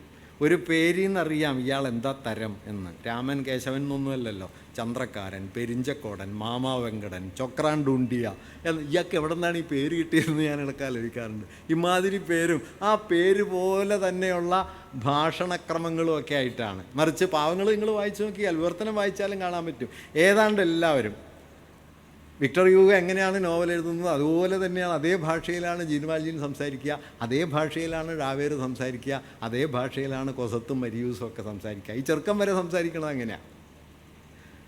അത് ഒരു രസമുണ്ട് കേട്ടോ. ഈ ഡെസ്റ്റോവ്സ്കിയിൽ ഈ ഒരു പ്രശ്നമുണ്ട്. ഡെസ്റ്റോവ്സ്കിയിൽ നിന്ദിതരും പീഡിതരിലും ഒരു ഭിക്ഷക്കാരി പെൺകുട്ടിയുണ്ട്, ലിസിന്നോ മറ്റോ ആണ് പേര്. തെരുവിലിങ്ങനെ ഭിക്ഷ അയച്ച് നടക്കുന്ന കുഞ്ഞാണ്, 10-12 വയസ്സേ ഉള്ളൂ. അപ്പോൾ ആ കുഞ്ഞിൻ്റെ ഒരു വാക്യം ഏതാണ്ട് ഇങ്ങനെയാണ്: ഒരാളോട് എന്നും ഭിക്ഷ ചോദിക്കരുത്, കടപ്പാടുണ്ടാവും. 10 വയസ്സുള്ള കൊച്ചാണ്. ഇത്ര കനപ്പെട്ട വാക്യങ്ങളാണ്. പക്ഷേ ആ നോവലിൻ്റെ അന്തരീക്ഷത്തിൽ നമുക്കത് ഒട്ടും അസ്വാഭാവികമായി തോന്നില്ല. ഇപ്പോൾ ആനന്ദിൻ്റെ എല്ലാ കഥാപാത്രങ്ങളും സംസാരിക്കുന്ന ഭാഷ നമ്മെ ഏതാണ്ട് ഒരേ ടോണിലാണെങ്കിലും അതെങ്ങനെയാണ് മനുഷ്യാവസ്ഥയുടെ ഒരു വിശാല ഭൂമികയിലേക്ക് നമ്മെ കൊണ്ടുപോകുന്നത്. ആനന്ദിൻ്റെ എല്ലാ കഥാപാത്രങ്ങൾക്കും ഏതാണ്ട് ഒരേ ടോണൽ എഫക്റ്റാണ്, അല്ലാതെ വേറെ വേറെ വ്യത്യാസമൊന്നും കാണാൻ പറ്റില്ല. പക്ഷെ അപ്പോഴും കഥാപാത്രങ്ങൾക്ക് വ്യക്തിത്വമുണ്ട്, അത് കൊണ്ടുവരുന്ന ജീവിതാനുഭവത്തിനും വ്യക്തിത്വമുണ്ട്. ഏതാണ്ട് ഈ ഒരു തലം വാസ്തവത്തിൽ ഇതിലുണ്ട്. ഈ ഫ്ലോബേർ അത് പക്ഷേ വളരെ ഒരു മോശം കാര്യമായിട്ടാണ് പറയുന്നത്. യോസ പക്ഷേ കാണുന്നത് നേരെ തിരിച്ചാണ്. യോസ ഇതിനെക്കുറിച്ച് പറയുന്നത് ഈ നോവലിൻ്റെ ഒരു സവിശേഷത, അത് വലിയൊരളവോളം അത് ചലനരഹിതമാണ് എന്നാണ്. 1818 മുതൽ 32 വരെയാണല്ലോ ഇതിൻ്റെ ഒരു കഥാകാലം. അങ്ങനെ ഒരു 20 വർഷക്കാലത്തെ കഥാകാലമാണെങ്കിലും പല സന്ദർഭങ്ങളും ഈ സ്റ്റാൻഡ് സ്റ്റില്ലാണ്. ഇതിങ്ങനെ സ്തബ്ധമായി നിൽക്കുന്ന കാലം. അതിനുള്ളിൽ മനുഷ്യരിങ്ങനെ സംസാരിക്കുന്നു. യോസ പറയുന്നുണ്ട്, കഥാപാത്രങ്ങൾ സംസാരിക്കുന്നുണ്ടെങ്കിലും വാസ്തവത്തിൽ അവർ അന്യോന്യമല്ല സംസാരിക്കുന്നു. അവർ സംസാരിക്കുന്നത് ലോകത്തെക്കുറിച്ചും ജീവിതത്തെക്കുറിച്ചുമുള്ള. അത് ആനന്ദിൽ നോക്കിയാൽ കാണാം. വാസ്തവത്തിൽ ആനന്ദ് മനസ്സിലാക്കാനുള്ള വേറൊരു വഴി ഈ വേണമെങ്കിൽ പാവങ്ങളിലുണ്ട്. കാരണം ഒരു കഥാപാത്രവും സംസാരിക്കുന്നത് മറ്റേ കഥാപാത്രത്തോടല്ല, മറിച്ച് ജീവിതത്തോടാണ്. ജീവിതത്തെക്കുറിച്ചാണ് സംസാരിക്കുന്നത്, അല്ലാതെ ഇയാളോടുള്ളൊരു മറുപടിയൊന്നുമല്ല. ഇപ്പോൾ കൊസത്തിൻ്റെയും മരിയൂസിൻ്റെയും വിവാഹ സന്ദർഭത്തിൽ ജിൻവാൽജി നടത്തുന്ന പ്രസംഗം എന്ന് പറഞ്ഞു കഴിഞ്ഞാൽ ആളുകൾ വിവാഹം തന്നെ വേണ്ടെന്ന് വെച്ച് പോകും. അമ്മാതിരി പ്രസംഗമാണ്.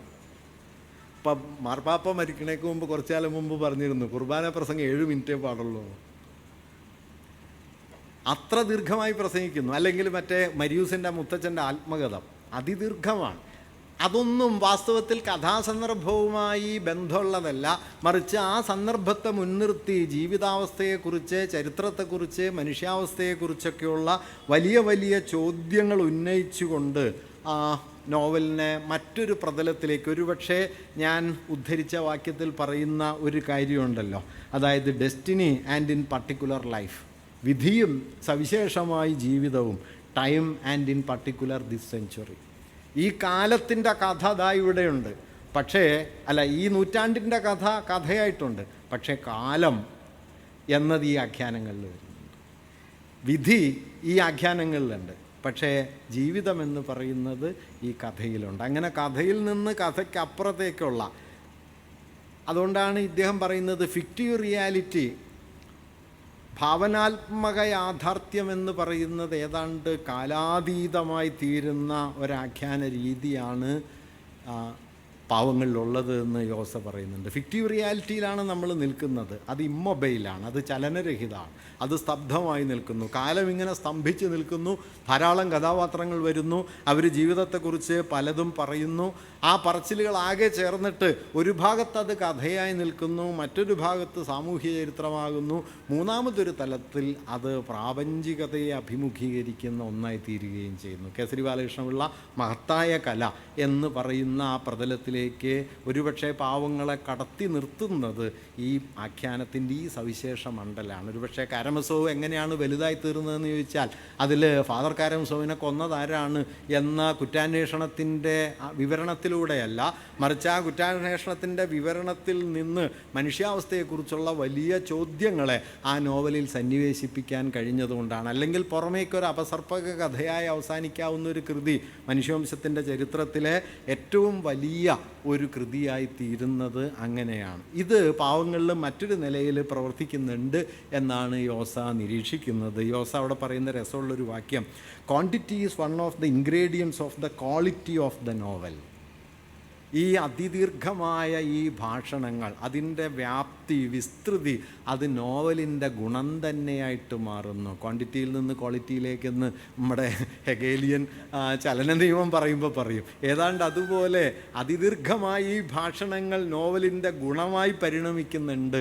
അതാണ് നോവലിന് ഒരു ദാർശനികമായ മാനം നൽകുന്നത് എന്ന് അദ്ദേഹം പറയുന്നുണ്ട്. അങ്ങനെ നിശ്ചലമായ കാലത്തിനുള്ളിൽ നിന്നുകൊണ്ട് ഒരു പ്രതലത്തിലേക്ക് കൂടി കടക്കാൻ ഈ നോവൽ ശ്രമിക്കുന്നുണ്ട്. പക്ഷേ അതങ്ങനെ വായിക്കപ്പെട്ടുവോ എന്നതിൽ പാവങ്ങൾ യൂഗോയ്ക്ക് തന്നെ വാസ്തവത്തിൽ സംശയവുമുണ്ട്. എന്തായാലും അദ്ദേഹം പറയുന്നൊരു കാര്യം മാനവികതയുടെ ഒരു വീണ്ടെടുക്കലാണ്. വേണമെങ്കിൽ അതിലൊരു രസമുള്ള കാര്യം കാണാവുന്നത്, റാങ്വൽ റാങ്ങിന് വാസ്തവത്തിലൊരു പേരില്ല.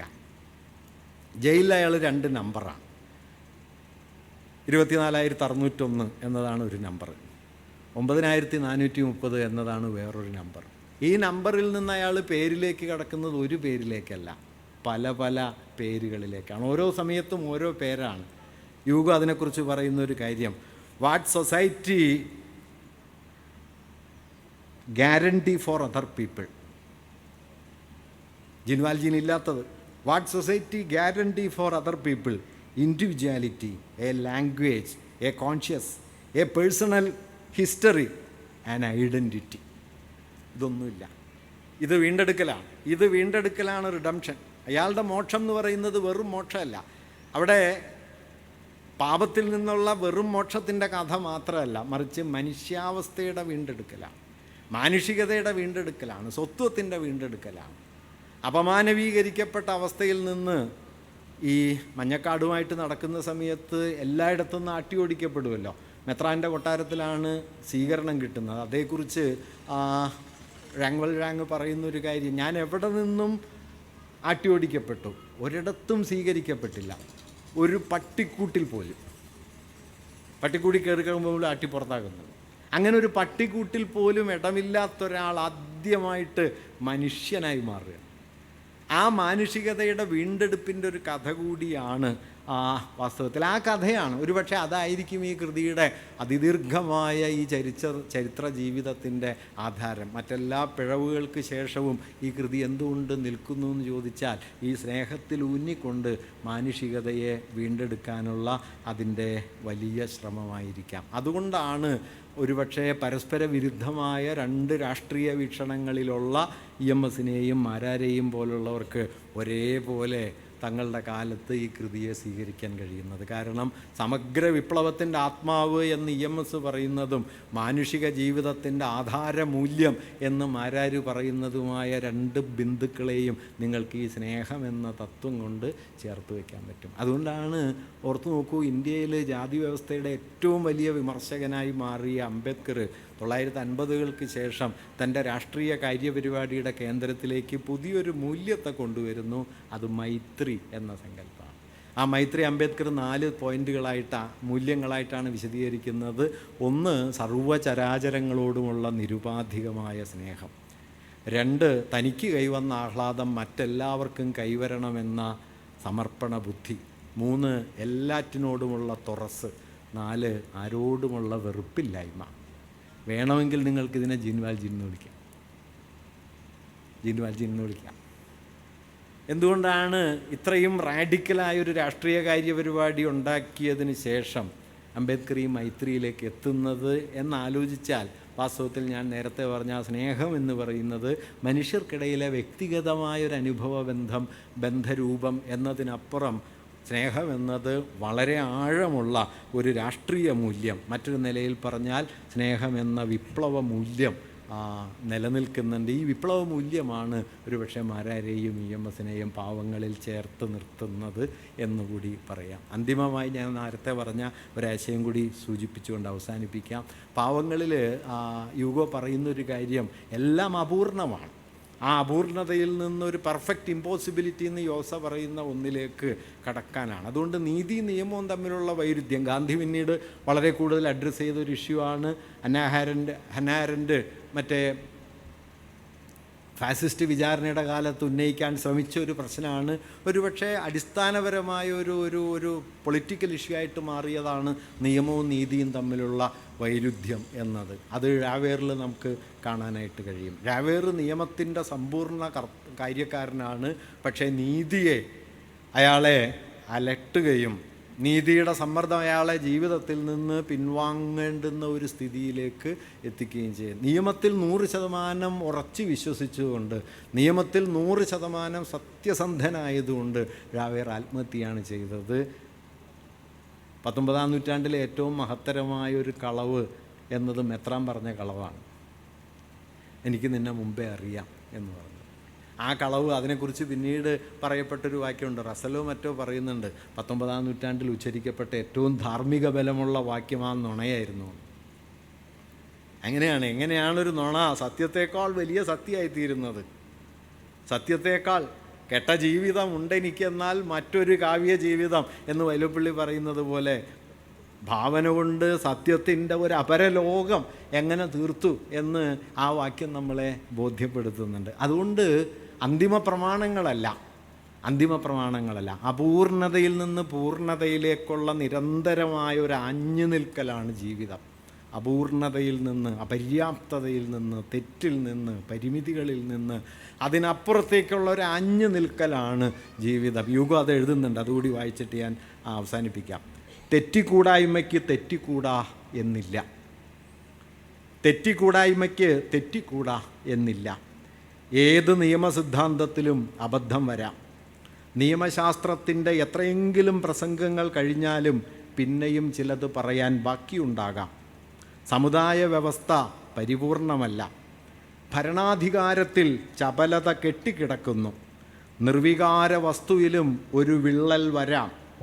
ന്യായാധിപതികളും മനുഷ്യരാണ്. രാജ്യനിയമങ്ങൾ തെറ്റിപ്പോകാം. നീതിന്യായ സഭകൾക്കും അബദ്ധം പിണയാം. അതിനുശേഷം ഗംഭീരമായൊരു മെറ്റഫറാണ്. ആകാശത്തിൻ്റെ അപാരമായ നീലച്ചില്ലിന്മേൽ ഒരു വിടവ് കാണുക.